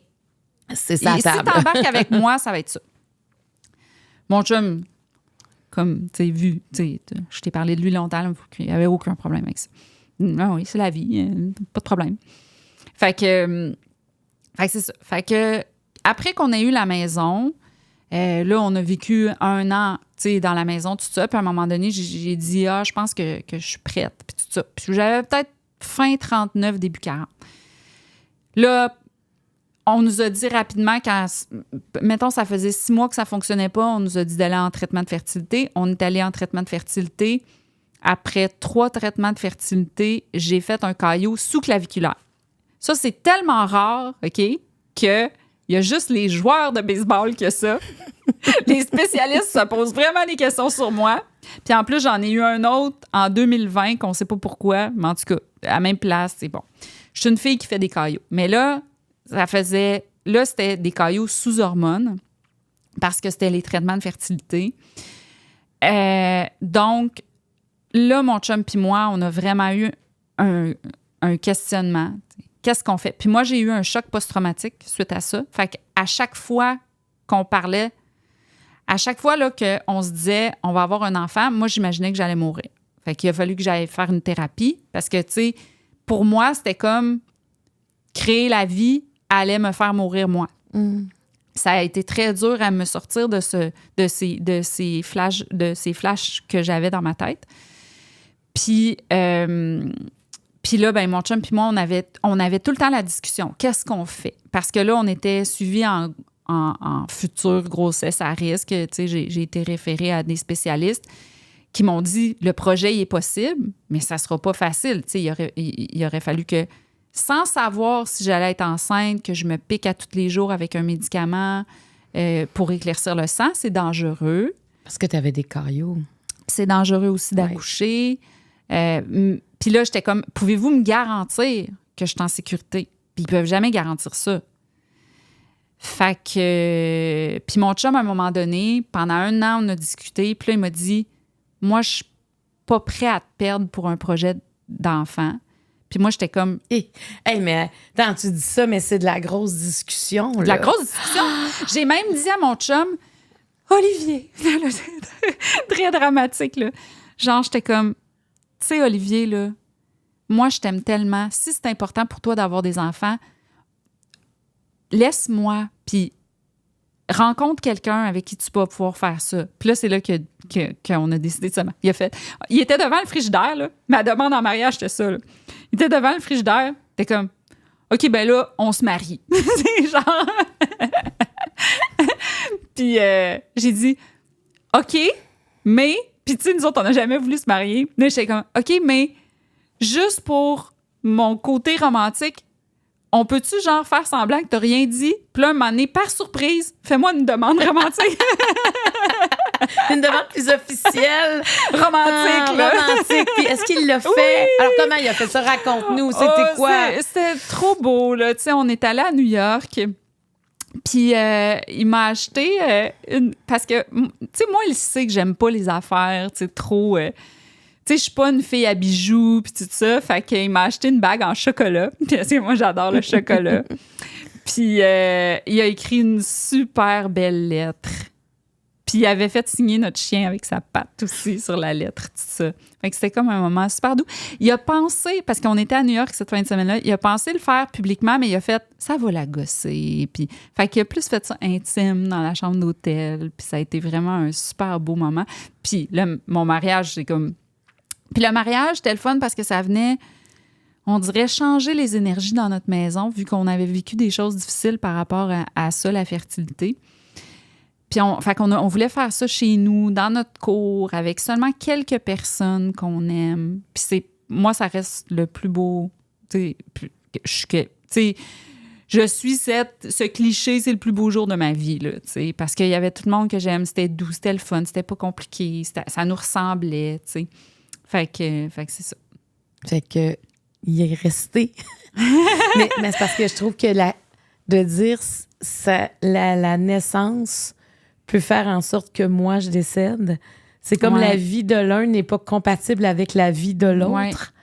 Puis, tu sais, on pensait à tous les risques aussi parce qu'il y avait le décès qui était possible, mais il y avait d'être paralysé aussi parce qu'un caillot, ça peut te paralyser d'un côté, tout ça. Moi, tu sais, d'avoir eu les caillots ici, ça fait que mon bras, il y a vraiment c'est plus la même affaire. Il a perdu beaucoup de force, de mobilité, tout ça. J'ai des douleurs constantes. Donc, tu sais, il y avait pas seulement le risque de la mort. C'était comme si la mort, c'était l'affaire la moins pire. Parce que j'imagine avoir des séquelles. J'imagine que l'affaire la pire, c'est d'avoir un enfant, pas pouvoir le prendre dans tes bras, pas pouvoir le tenir, pas pouvoir... Fait que moi, c'est un gros deuil dans ma vie. C'est pas quelque chose que j'ai choisi. Mais c'est quelque chose... Puis, tu sais, il y a plein de gens là, qui demandent « Avez-vous pensé à l'adoption? » Tout ça, oui. On a tout pensé. Tu sais, ça a beaucoup changé. Tu sais, on a tout réfléchi à ça. J'ai suivi des formations du docteur Chiquan. On est allé à plein de conférences. On a réalisé qu'on était 2 personnes anxieuses. Puis le docteur Chiquan, là, il est comme mon chum, là. Il va dire les affaires là, telles quelles. Puis il dit d'être honnête, là, si t'es pas la bonne personne pour ce projet-là, ben il faut que tu sois honnête envers toi-même. Ça aussi, on y a réfléchi très, très longtemps. On a même été sur des listes d'attente que finalement, à un moment donné, on s'est retiré. Ça a fait partie de nos réflexions, puis à un moment donné, on a choisi la vie qu'on a là. Notre chien, il nous a vraiment beaucoup aidés. C'est notre famille, là, maintenant, notre pitou, là. Parce que le premier été qu'on a pris cette décision-là, moi, j'étais dans un état... tu sais, c'est très difficile parce que les traitements de fertilité, t'es tout le temps en attente. T'es tout le temps en attente de quelque chose, t'es tout le temps déçu au bout de l'attente.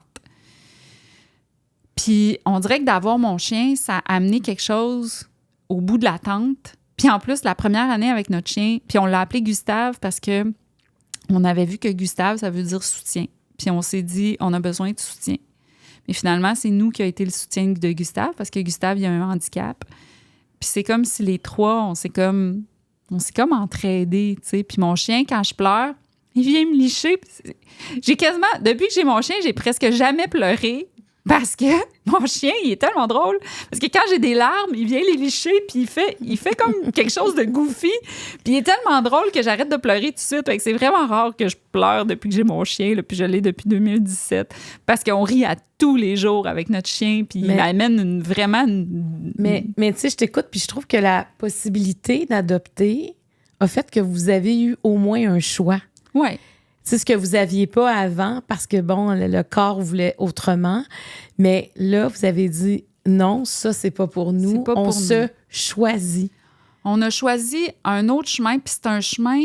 Moi, ce que je disais tout le temps aux gens, c'est un chemin qu'on connaît pas parce que la vie nous est présentée d'une façon que la norme, mettons, c'est tu rencontres quelqu'un, t'achètes une maison... t'as des enfants. Donc, c'est ça. Après ça, ça va être quoi notre chemin à nous? J'imagine si tu as les fait demander souvent, puis elle va avoir un bébé, le bébé s'en vient-tu? T'sais, mais ça me dérange pas. Je le sais qu'il y a une affaire maintenant qu'il faut plus se le demander, puis tout ça. Moi, ça me dérange pas. T'sais, moi, on dirait que je trouve pas qu'il y a de mauvaises questions dans la vie. Mais il y en a pour qui ça devient sensible, tu sais, quand ils sont en traitement ou sans... Tu sais, il y a quelque chose, justement, quand t'attends voir est-ce que je vais avoir mes règles ou pas. Moi, je pense que ça se dit, tu sais, c'est un sujet sensible pour moi, tu sais, je préfère pas en parler. OK. Moi, on dirait mais c'est bien ça. Fait que toi, tu le disais comme ça. Moi, tu me poses une question. Moi, là, ça me dérange pas. Mais à la limite, je te dirais... oui, on aimerait ça, mais on n'y arrive pas. Puis là, je t'aurais parlé de mes traitements de fertilité parce que, écoute, nous, ce qui nous a fait le plus souffrir, Olivier puis moi, c'est de pas pouvoir parler de nos traitements de fertilité parce que personne n'osait nous poser des questions. Fait qu'on se sentait seul là-dedans. Parce qu'il y a des couples qui n'aiment pas ça. Qui ont comme une honte reliée à ça. C'est comme un échec de dire, nous, faut... Tu sais, moi, j'ai connu des femmes pour qui accoucher par césarienne était un échec. Là. Tu dis, ben voyons. C'est fou la pression qu'on se met sur ça. C'est ça, parce qu'effectivement, quand tu vis ça, c'est le temps d'en parler, tu sais. Nous, on n'arrivait pas à trouver d'autres couples qui vivaient ça. Fait qu'on se sentait seul, on se sentait isolé, on n'avait pas personne. Puis c'est pour ça que j'ai décidé d'écrire mon livre sur la fertilité, ma vie avec un scientifique, que aujourd'hui, j'appellerais ça vraiment d'un autre titre. Mais j'arrivais pas à en trouver. Mais il y a plein de femmes qui vivent, couples qui vivent... Quand on a des gens autour de nous qui vivent ça, ce que tu nous dis, c'est parlez-en. Bien, le mieux, c'est de poser la question, est-ce que je peux te poser des questions là-dessus ou ça te fait de la peine? Tu sais? Ouais. Puis là, la personne, elle peut dire, fait qu'elle va soit fermer la porte ou ouvrir la porte. Mais il ne faut pas éviter. Éviter, là, moi, c'est ce qui m'a fait de la peine. Tu sais, c'est ce qui m'a fait... C'est ce que j'ai trouvé dur, puis Olivier aussi, de jamais pouvoir en parler, que jamais les gens nous posent des questions... Puis moi, je préfère dire « je me sens pas dans un bon mood pour en parler » que d'éviter, tu sais.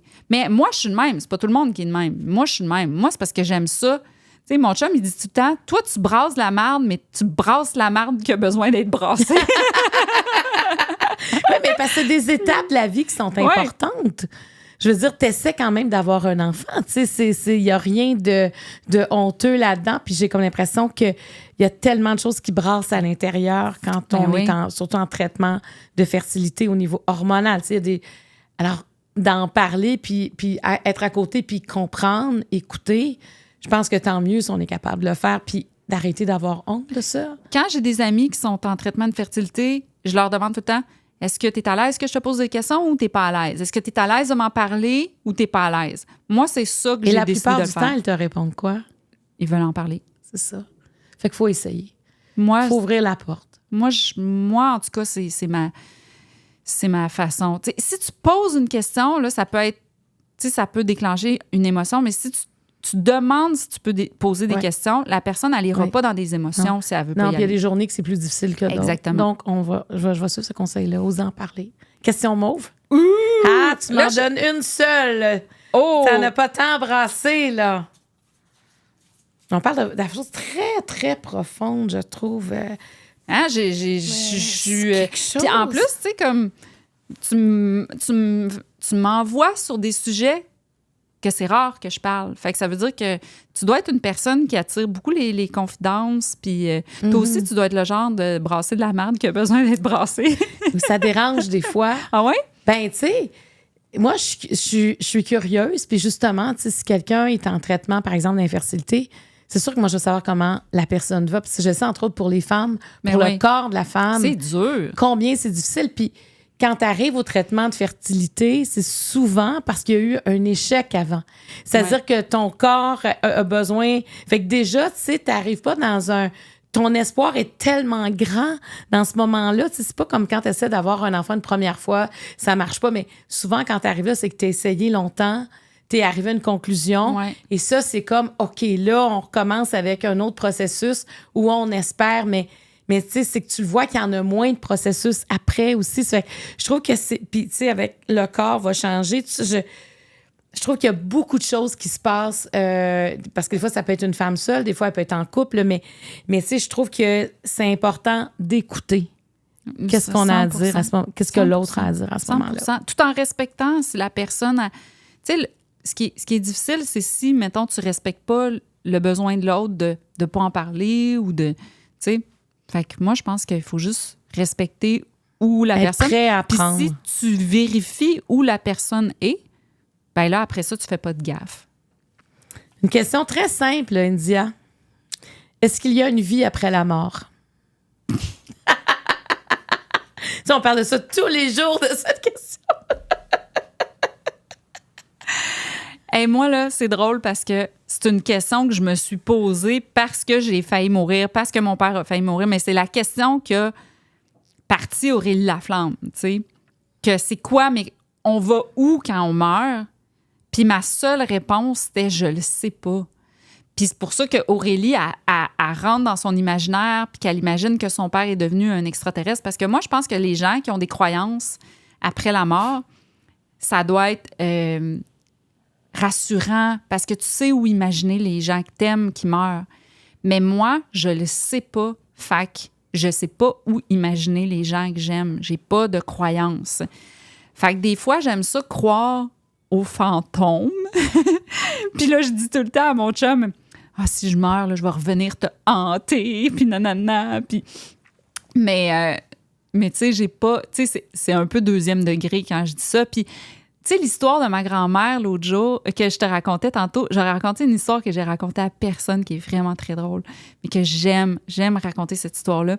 Mais c'est que ma grand-mère, à un moment donné, vu qu'elle me disait qu'elle voyait mon grand-père, là, je lui posais souvent des questions sur comment il allait mon grand-père, puis qu'est-ce qu'il avait fait avec elle, vu qu'il venait la visiter. Parce que moi, je respecte beaucoup les croyances des autres. Fait que si ma grand-mère, mettons, elle me parle qu'elle voit mon grand-père à tous les jours, ben moi, je vais embarquer dans cette histoire. Tu remets pas ça en question quand tu lui parles. Si quelqu'un me parle que son défunt est au paradis, jamais je vais remettre ça en question. J'ai énormément de respect. Même si moi, j'ai pas nécessairement de croyance, je mets énormément de... j'ai énormément de respect pour les croyances des autres. Fait que ma grand-mère, elle disait que mon grand-père venait la visiter. Fait que j'ai dit, ben, vu qu'il n'y a rien à faire, là, tu sais, dis donc de me trouver un chum, tu sais. Fait que j'ai dit de trouver un bon gars comme lui. Tu sais, mon grand-père, c'est un gars du bas du fleuve, puis qui était bûcheron, puis nanana. Puis là, à un moment donné, je rencontre un gars qui est un bûcheron du bas du fleuve, puis nanana. Puis tu sais, puis ça a été une belle relation qui a duré pas très longtemps, mais tu sais, on n'avait pas tant d'affaires en commun, tu sais. Mais super bon gars du bas du fleuve, tout, là. Puis il disait des expressions pareilles comme mon grand-père. Fait que ça me faisait rire. Fait qu'à un moment donné, ma grand-mère a dit « Pis, grand-papa, t'as-tu trouvé un chum? » Fait que là, j'y raconte ça, tu sais, que j'ai rencontré un bûcheron qui pêchait, qui chassait. Puis tu sais, moi, je suis végane, puis tout ça, tu sais. Fait que... Puis là, ma grand-mère... Parce qu'à un moment donné, elle me disait qu'il venait plus la visiter. Fait qu'elle disait « Il vient plus me visiter. T'as-tu trouvé un chum? » Fait que j'y raconte ça. Puis là, elle part à rire. Puis elle dit « Oh, c'est bien lui, ça! » Mais elle dit « Il faut y dire de chercher quelqu'un comme lui, de la personnalité, mais plus urbain, là. Ça ne fit pas avec toi, un chasseur puis un pêcheur. » Puis là, j'ai vu les étoiles dans les yeux de ma grand-mère parce que c'est sûr et certain, OK, que si les fantômes existent, puis que mon grand-père, il m'a cherché un chum, il est allé vers ce gars-là. Elle connaissait son humour aussi à quelque part. Tu sais, comme... puis après, tout de suite après, j'ai rencontré Olivier. Fait que c'est comme, on dirait, moi, il y a quelque chose, tu sais, que j'aime ça, me raconter l'histoire que mon grand-père, il m'a cherché un chum, puis qu'au début, il est allé vers quelqu'un très littéral, tu sais, très comme lui. Puis qu'après ça, il est allé il comme... a compris. Oui, parce que mon grand-père, c'était un lover. Il aimait ma grand-mère là, jusqu'à la fin de la vie. Son dernier mot avant de mourir, ça a été le nom de ma grand-mère. Puis quand on faisait un souper de famille, il voulait changer de place pour être assis avec ma grand-mère. Puis il était là, tu sais, moi, je suis habituée d'être avec elle, là, tu sais. Puis les deux, là, je leur faisais tout le temps me raconter leur histoire d'amour. Puis tu sais, c'est une histoire d'amour typique, là, de ces années-là, qu'ils se sont rencontrés dans une danse, puis tout ça, tu sais. Fait que...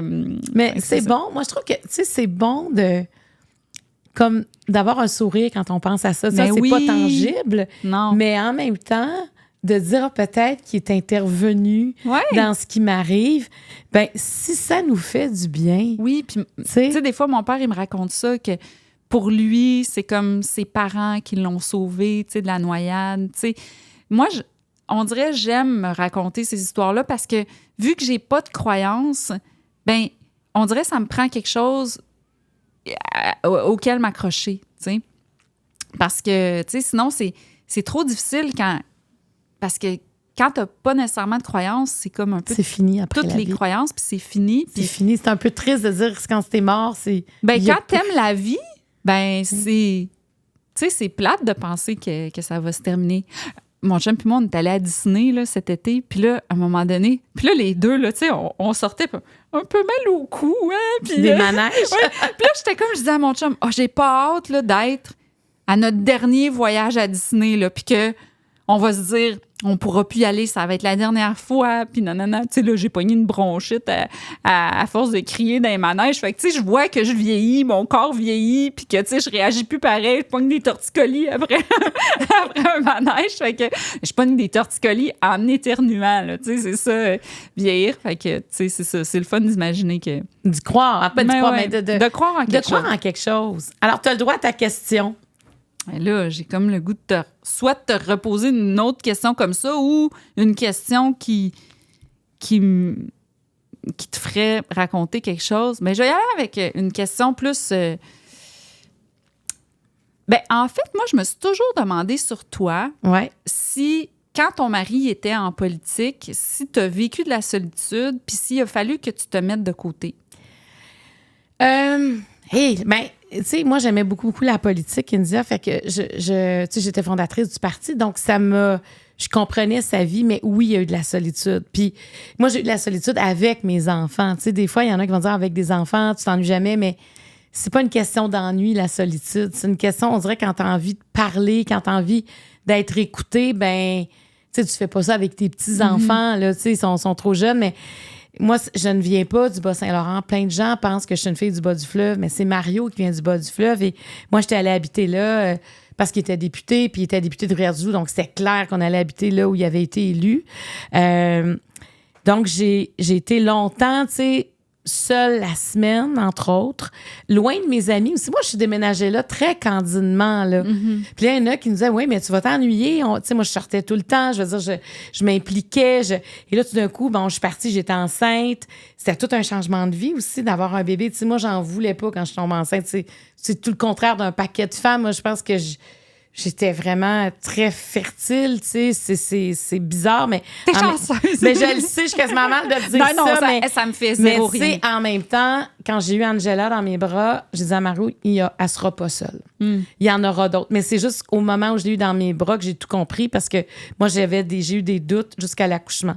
Mais c'est ça, c'est surtout quand j'ai eu les 3 enfants que je me suis sentie seule, parce que écoute, vouloir faire une sortie quand t'habilles tes enfants l'hiver, tu vas chercher la gardienne, tu reviens chez vous, là, tu les laisses le soir, tu rabais, tu peux pas laisser tes 3 enfants pour aller reconduire la gardienne. Tu sais, on habitait à la campagne, mais vraiment, les voisins étaient loin. Donc, ces moments-là, je préférais rester à la maison. J'ai eu des grands bonheurs avec mes enfants, mais on dirait que le monde adulte à certains moments, me manquait. Tu sais, juste avoir des discussions sur ce qui s'est passé dans la journée, parler des émotions. Tu sais, ça, il y a des grands moments où, tu sais, il y avait des amis que j'appelais, puis je leur disais, puis tu sais, il n'y avait pas les textos, c'est bizarre parce que, tu sais, on chiale beaucoup contre les réseaux sociaux, mais moi, je pense que ça m'aurait aidé. Ouais. D'avoir un petit texto, parce que, tu sais, prendre le téléphone, c'est pas tout le temps évident. Puis moi, je suis sûre que tout le monde avait peur de me déranger, de dire, ouais, mais elle travaille le jour, les enfants en garde, je vais l'appeler en fin de semaine. Mais moi, la fin de semaine, Mario était là. On était, tu sais, j'avais pas tant le temps de parler au téléphone. Puis je parlais beaucoup trop longtemps au téléphone, en plus, quand quelqu'un m'appelait. Donc, je trouve que peut-être les réseaux sociaux, juste un petit message, un petit émoticône. Hey, t'as-tu telle recette? J'ai vu que ça aujourd'hui. Moi, ça m'aurait fait du bien. Fait que je trouve que les réseaux sociaux, autant ça nous isole parce qu'on sort plus, mais autant quand on est dans le jus puis qu'on a l'impression qu'on aurait besoin des autres, un petit clin d'œil, ça peut peut-être faire une différence, tu sais, dans la journée. Est-ce que je me suis sentie mise de côté? Non. Parce que moi, j'ai jamais aimé la lumière. Moi, je suis une fille d'action. Je suis une fille qui a besoin de travailler. Moi, quand il y a quelque chose à faire, je le fais. Je me pose pas de questions. Puis tu sais, j'ai fait là-bas, j'ai organisé des événements avec des gens incroyables. Au niveau culturel, là, c'était... Moi, j'ai vécu des grands, grands moments. Je me suis faite comme une place. Parce que je me demande tout le temps si les femmes de politiciens, ils sentent qu'elles doivent mettre leur vie de côté, tu sais, pour que l'autre, tu sais, puisse avoir sa carrière. C'est souvent ça que je me demande. Mais il faut. Moi, je te dirais que, tu sais, je l'ai fait d'une certaine manière parce que on avait aussi les enfants, puis c'était clair. Moi, tu sais, je me souviens, on avait eu cette longue discussion-là, puis c'était comme, toi, tu fais ça, puis tu le fais pour le Québec. Tu sais, c'est une cause qui nous tenait à cœur aux deux. Mais en ayant des... Puis on a commencé à faire ça, on n'avait pas d'enfants. On a eu un, on a eu deux, on a eu trois. Et moi, le choix que j'ai fait, c'est d'avoir des emplois qui me permettaient de rester à la maison si un enfant était malade et d'être en congé l'été. Fait que c'est sûr que j'ai pas comme utilisé le plein potentiel professionnel que j'avais, mais c'était mon choix. Mais moi, je suis bien de chum avec Marcia Pilote. Marcia, c'est même la marraine de mon bébé.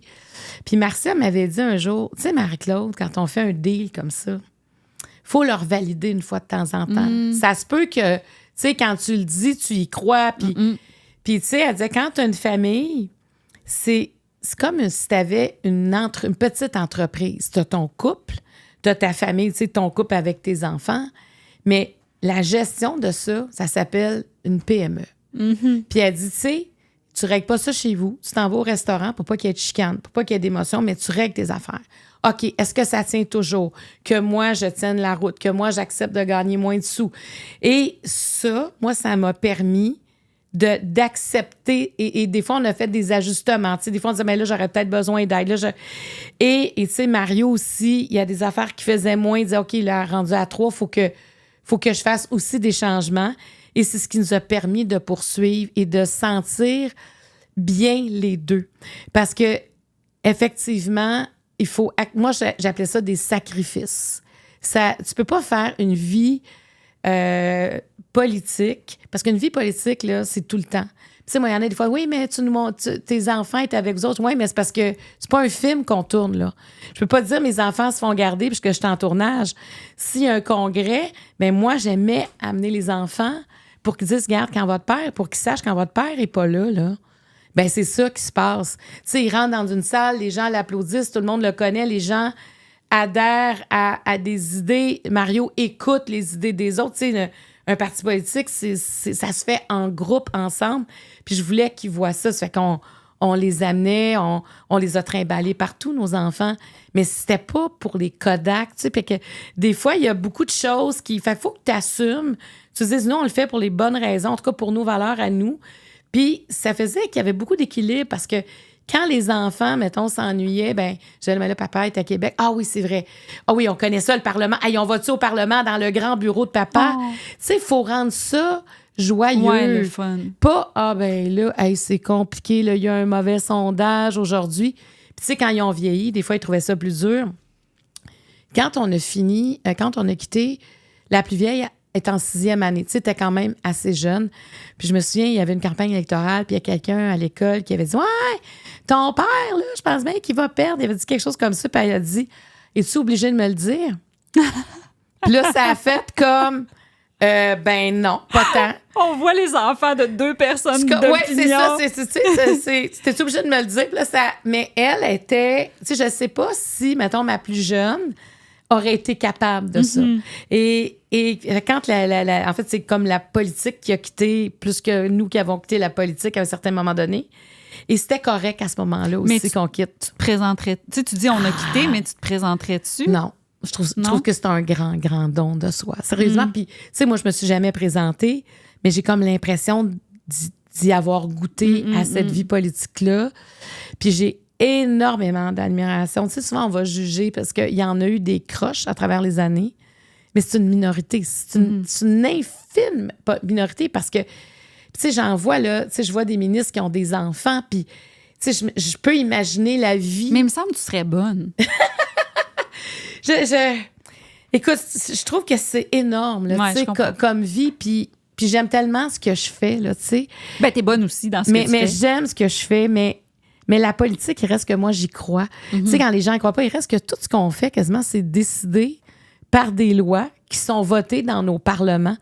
Tu sais, mais je veux dire, ce qu'on paye comme TVQ, TPS, c'est qui nous coûte une fortune.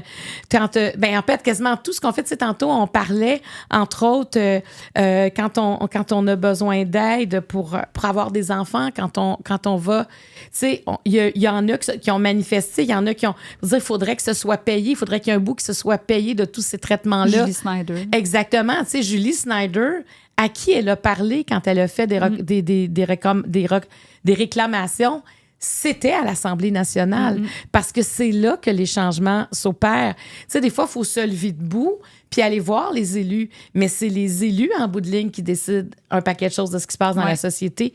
Puis des fois, on l'oublie, tu sais, quand on dit « Ouais, c'est du pareil au même », on peut dire ça, mais à chaque fois, Mais t'es tellement passionnée, puis tu y crois tellement. Je te dis, un jour, mais tu sais, écoute, moi, ma grande fierté, disait, puis tu vois, ça va toucher un peu ce que tu fais. Quand j'étais chez les jeunes libéraux, c'est la TVQ et la TPS sont arrivées. Il n'y en avait pas avant. Et c'est les jeunes libéraux on a voté pour qu'il n'y ait jamais de TVQ sur les livres, qu'on ne taxe jamais les livres. Et on a gagné notre point en congrès et il n'y a jamais eu de taxe sur les livres. Et ça, là, tu sais, quand tu es un jeune puis tu te sens inutile et tu arrives en politique, tu te dis, il y a quand même des choses qu'on peut faire. Ouais. Parce que, ben, tu sais, en même temps, on était pour la libéralisation des heures d'affaires à l'époque parce qu'on voulait travailler. Mais les magasins étaient fermés le dimanche. Aujourd'hui, on veut plus que les magasins sont ouverts le dimanche. Mais moi, à l'époque, qui voulais travailler plus, ben moi, que ça soit ouvert les soirs de semaine puis le dimanche, ben tu sais, je pouvais travailler à travers les études. C'est qu'il y a des choses qu'on a fait. Des fois, tu te dis, mais c'était bizarre parce que maintenant, c'est bien d'avoir congé le dimanche. Ouais. Alors ça, je suis fière. Mais moi, tu sais, j'ai envie de dire aux gens, allez-y, impliquez-vous. Puis oui, dans un couple, tu as des sacrifices. Oui, pour les enfants aussi. Mais il faut les embarquer. Tu sais, puis moi, je comprenais. Je pense que pour les conjointes, tu sais que c'est forcé un peu. Tu sais, moi, je me souviens des fois, il y a des candidats, entre autres, qui me disaient, pourrais-tu rencontrer ma blonde, tu sais, pour la convaincre? Je dis, non, très mauvaise idée, parce que les chances que je la convainque du contraire sont grandes, parce que je pourrais pas y mentir. Mais non, c'est ça. Tu reviendras pas tous les soirs. Quand tu vas dire, je vais être là en fin de semaine, tu vas oublier de dire que tu as 4 activités de compter, tu sais, puis que c'est important que tu y ailles. Mais nous, des fois, on y allait en famille, tu sais, on essayait tout le temps de ramener ça le plus près de nous. Il y a eu des moments très difficiles à travers tout ça, mais comme un peu dans n'importe quoi. Mais je me sens pas comme une sacrifiée par rapport à Mario, par rapport à ses choix. Je sens juste que quand tu as un engagement politique, ben il y a des choses que tu feras pas parce que ça prend trop de place. Fait qu'il faut être prêt et prête à faire des sacrifices, mais ça nous appartient à chacun. Tu sais, moi, je suis tellement féministe aussi, tu sais, j'aurais jamais accepté de faire des sacrifices pour quelqu'un d'autre. Tu sais, pour mon chum, mettons. Tu sais, je me dis, on est un couple, on n'est pas là pour se sacrifier l'un l'autre. On est là pour comprendre ce qu'on fait l'un l'autre et embarquer dans ce que l'autre fait. Tu sais, pour moi, c'était ma notion du couple. Parce que si j'avais été avec, tu sais, si j'avais fait quelque chose, ça me demande un sacrifice parce qu'on se verra pas, je me serais demandé, mais pourquoi on est en couple? Lui, écoute-tu tes affaires puis tout ça? Pas nécessairement. Non? Je pense qu'il m'écoute déjà beaucoup. Ben, on s'écoute, c'est-à-dire que, tu sais, il y a des fois, il va entendre des choses parce qu'il est comme tout le temps dans le jus. Mais Mario, on a toujours eu de l'admiration pour ce qu'on faisait. Tu sais, lui, il m'a toujours dit, je me souviens, tu sais, des fois, tantôt, tu parlais de ton père qui est peu de mots. Tu sais, des fois, dans un couple, il y en a un qui est plus « parle-moi », tu sais. Moi, je suis de même un peu. Oui. Puis l'autre, c'est comme, analyse mes gestes et tu comprendras qu'est-ce que je pensais. Et je me souviens un jour, c'était la dernière année de politique de Mario. Moi, j'avais été demandée pour faire une semaine avec les Lyonnes à Radio-Canada. C'était avant que j'aille à Tout le monde en parle puis que je fasse 2 filles le matin, tout ça. C'était le mois de janvier avant. Et là, c'était toute une semaine, il fallait que je parte. Fait que là, Mario, lui, il siégeait pas en janvier. Ça fait qu'il dit, c'est parfait, je vais rester avec les enfants, puis je vais être là toute la semaine si mes parents ou ses parents n'avaient pas besoin de venir à la maison. Et là, je suis revenue le vendredi. Il était habillé en coton ouaté. Écoute, il avait la serviette à vaisselle sur le bras. Il était dans le jus. Puis il m'a dit, ce que tu as fait, je ne l'aurais jamais fait. Oh. Tu comprends? Ça, là... C'est de la reconnaissance de, finalement, tout ce que tu as fait. C'était quasiment comme un livre qu'il m'avait écrit en une phrase. C'est pour ça que des fois, il faut entendre la phrase et pas s'attendre à ce qu'on voudrait entendre. Mais non, c'est ça un couple aussi. Fait que, tu sais, c'était comme beaucoup de reconnaissance. Puis moi, j'ai toujours dit, est-ce que tu fais? Moi, je le ferais jamais. Être redevable, te faire dire, c'est pas ça que tu aurais dû dire. Moi, c'est comme ça. Puis, tu sais, quand tu as un échec, tu le portes beaucoup, cet échec-là. Tu as eu une super belle carrière. Puis, tu sais, je trouve ça beau parce que, tu sais, lui, ça a été un homme politique. Puis toi, t'as vraiment été une... Ben, tu sais, là, maintenant, tu refais autre chose avec ta carrière, avec le podcast. Mais, tu sais, je veux dire, très importante carrière à la télé. Fait que, tu sais, clairement, tu sais, les deux, vous êtes... tu sais, vous vous encouragez mutuellement. Oui, puis on a un point en commun qui est celui d'outiller les gens. Je pense qu'on a ça naturellement, de donner un sens à ce qu'on fait. On fait tout pour nous au départ, mais comment arriver à partager, comment faire comprendre les choses. Mais moi, tu sais, comme c'est vraiment outillé, puis je le vois dans ce qu'il fait, puis des fois, c'est de démystifier, de dire voici ce que c'est. Tu sais, il parle toujours avec les gens, puis tu sais, je le vois quand les gens le croisent. C'est fou, il y en a comment. Hey, merci de me faire comprendre ça. Quand vous avez dit ça, bon, il y en a qui vont pas dire ça aussi, mais ça fait, tu sais, quand tu t'exposes sur la place publique. Quand tu t'exposes, tu as des gens qui sont d'accord avec toi, des gens qui ne sont pas d'accord. Tu reçois de la haine, l'amour. Puis il faut jamais, puis je veux jamais se priver d'exposer quelque chose en quoi on croit par crainte de ça. Ça, c'est le danger. C'est beau ce que tu dis parce que tu sais, des fois, c'est des questionnements que j'ai, puis même que mon chum puis moi, on a. Puis cette phrase-là, je vais la garder en dedans de moi. Ce que tu dis, là. Quand on assume, là... Oui. Puis, parce qu'on le sait que c'est dur. Là. C'est dur de parler sur la place publique, encore plus dur que maintenant. Sauf que quand tu oses le faire, au lieu de retenir tous ceux qui vont dire telle affaire, quand tu vois l'autre côté de la médaille, dis merci d'avoir... Moi, je le vois ici dans ce qu'on fait dans le podcast. À chaque semaine, les commentaires, merci à telle personne d'avoir dit ça. Hey, je viens de comprendre pourquoi moi. Tu vois, elle a fait pas un drame alors que moi j'ai honte. Tu sais, ça, là, de parler de la vie, de le dire comment on la vit, peu importe on est qui, ça vient nous conforter. Puis ça nous sort de notre isolement, de dire je suis pas seule à porter ça. 100%. Et ça, là, ça fait du bien. Fait que tu sais, il faut croire aux autres. Puis il faut dire tout haut ce qu'on a à dire. Moi, en tout cas, j'ai tout le temps été comme ça. Puis tu sais, j'étais un peu comme Angela, à dire, t'as-tu vraiment besoin de me le dire? Puis des fois, il y en a qui m'écrivent des messages moins gentils, mais c'est rare. Je dois avouer que c'est rare quand même. Puis moi, je leur réponds toujours, merci de me suivre. Mais si vous savez que j'ai dit ça, vous avez toujours bien écouté quelque chose. Hey, la dernière question qui est toujours la même, mais qui est belle. J'aimais ça, là, que t'as posé question. On est bienvenue à mon podcast. Je reçois. Mais oui, mais t'es très bonne en plus en podcast. Moi, j'ai adoré ton podcast sur Michel Brûlé. Mais tu l'as fait sérieusement. T'as rencontré beaucoup de gens. Oh oui. Tu le dépeins pas comme un monstre. On comprend qu'il y avait des bouts qui étaient sympathiques. On comprend qu'à un moment donné, ça a basculé, qu'il y a des gens qui ont vécu autre chose. Et là, c'est là qu'on voit qu'un manipulateur, c'est pas une seule chose. Puis c'est comme si tu rencontres pas la même personne à différents moments. Personne n'est tout blanc ou tout noir. Là. Exactement. Alors moi, je le conseille aux gens. Maintenant, la lampe d'Aladin existe. Quels sont tes 3 vœux? Je pense là que je le libérerais comme dans Aladdin. Je dirais, check, j'ai une super belle vie.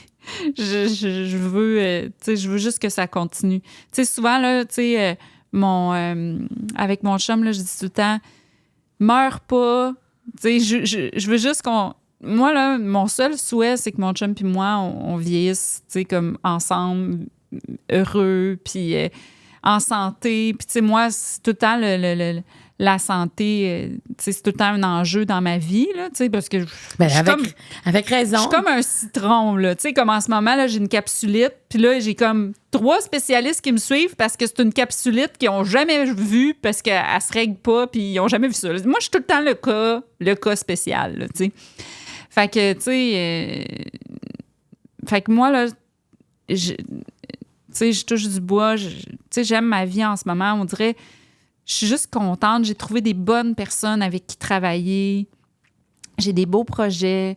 Tu sais, mes relations sont douces, tu sais, comme autant de travail que amoureuse, que familiale. Tu sais, je voudrais juste un petit peu que ça dure, là. Tu sais, justement, là, tu sais, quand mon père a failli mourir, tu sais, c'est... Non, je veux juste un petit peu de quiétude, là, tu sais, comme encore un petit bout, parce que j'aime ça, là, en ce moment. C'est bien. Oui, c'est ça. Fait que mes souhaits, ce serait plus pour des affaires pour la planète, tu sais. Mais je pense pas qu'un génie serait capable, là, tu sais. Tu peux-tu, genre, changer le système, là, parce que ça marche pas en ce moment, là, la crise climatique, là. Tu peux-tu faire quelque chose, tu sais, génie? Tu sais, dans ma tête, il est comme bleu, là, comme dans le film. Et moi aussi, je le vois bleu. Mais tu sais, genre, tu peux-tu faire quelque chose? Tu peux-tu faire quelque chose pour que les animaux d'élevage arrêtent de souffrir puis soient comme, tu sais, pas... Tu sais, comme pas dans des aussi petites cages, puis des choses comme ça, tu sais. Ça serait des choses qui n'ont pas rapport avec moi puis ma vie. Ça serait quelque chose qui a rapport avec la planète, tu sais, qu'en ce moment, on est en train de... On ferme les yeux, puis on voit pas les problèmes qu'il y a, puis ça fait qu'on continue notre vie comme si de rien n'était, parce qu'on est habitué de même, puis on veut pas que les choses changent, puis tout ça, puis, tu sais... J'y demanderais s'il peut faire quelque chose pour ça. Je sais pas si un génie peut, mais ça serait des souhaits comme ça qui sont pour la planète, pour l'égalité homme-femme, pour l'égalité entre toutes les personnes, les êtres humains, tu sais, que peu importe qu'ils soient de quelle origine, comment ils se sentent à l'intérieur, tout ça. Tu sais, moi, là, je voudrais juste que tout le monde, tu sais, égalité pour tout le monde, planète, tu sais, si là, le génie pouvait régler tout ça, là, je le mettrais sur ce projet-là, plus que pour moi-même. Quelle belle finale! Merci, je m'allais dire merci Aurélie Laflamme, mais je vais dire merci India Desjardins. Écoute, il y a tellement de monde qui m'appelle comme ça, puis moi, ça me fait plaisir parce que qu'elle est en toi. Elle est en moi, puis tu sais, je sais que les gens, ils me voient un peu comme ça, puis c'est quasiment un compliment parce qu'Aurélie est rendue... Tu sais, elle existe hors de moi, puis tu sais, c'est rendu un nom qu'on connaît, puis ça me fait juste plaisir d'avoir créé un personnage que les gens, ils l'ont sur le bord des lèvres. Merci d'avoir été là. Merci, c'était un beau moment. Merci à tout le monde d'avoir été là. Et je veux vous dire aussi, si vous allez sur le marieclaude.com, vous pouvez, et inquiétez-vous pas, on va protéger votre courriel. Vous pouvez nous partager votre courriel parce que maintenant, on a une infolettre qui s'appelle « Au fil de mes pensées » où vous serez au courant de tous les projets, puis vous allez avoir aussi des exclusivités. Alors, c'est ce que j'espère que vous allez le faire, parce que moi, j'ai envie de garder le fil avec vous. Sur ça, je vous dis merci. On vient de vivre un grand moment. Je pense que India nous a donné des clés aussi pour des choses qu'on vit. Si vous avez des commentaires, gênez-vous pas non plus à nous les donner. Alors, je vous remercie et au prochain podcast.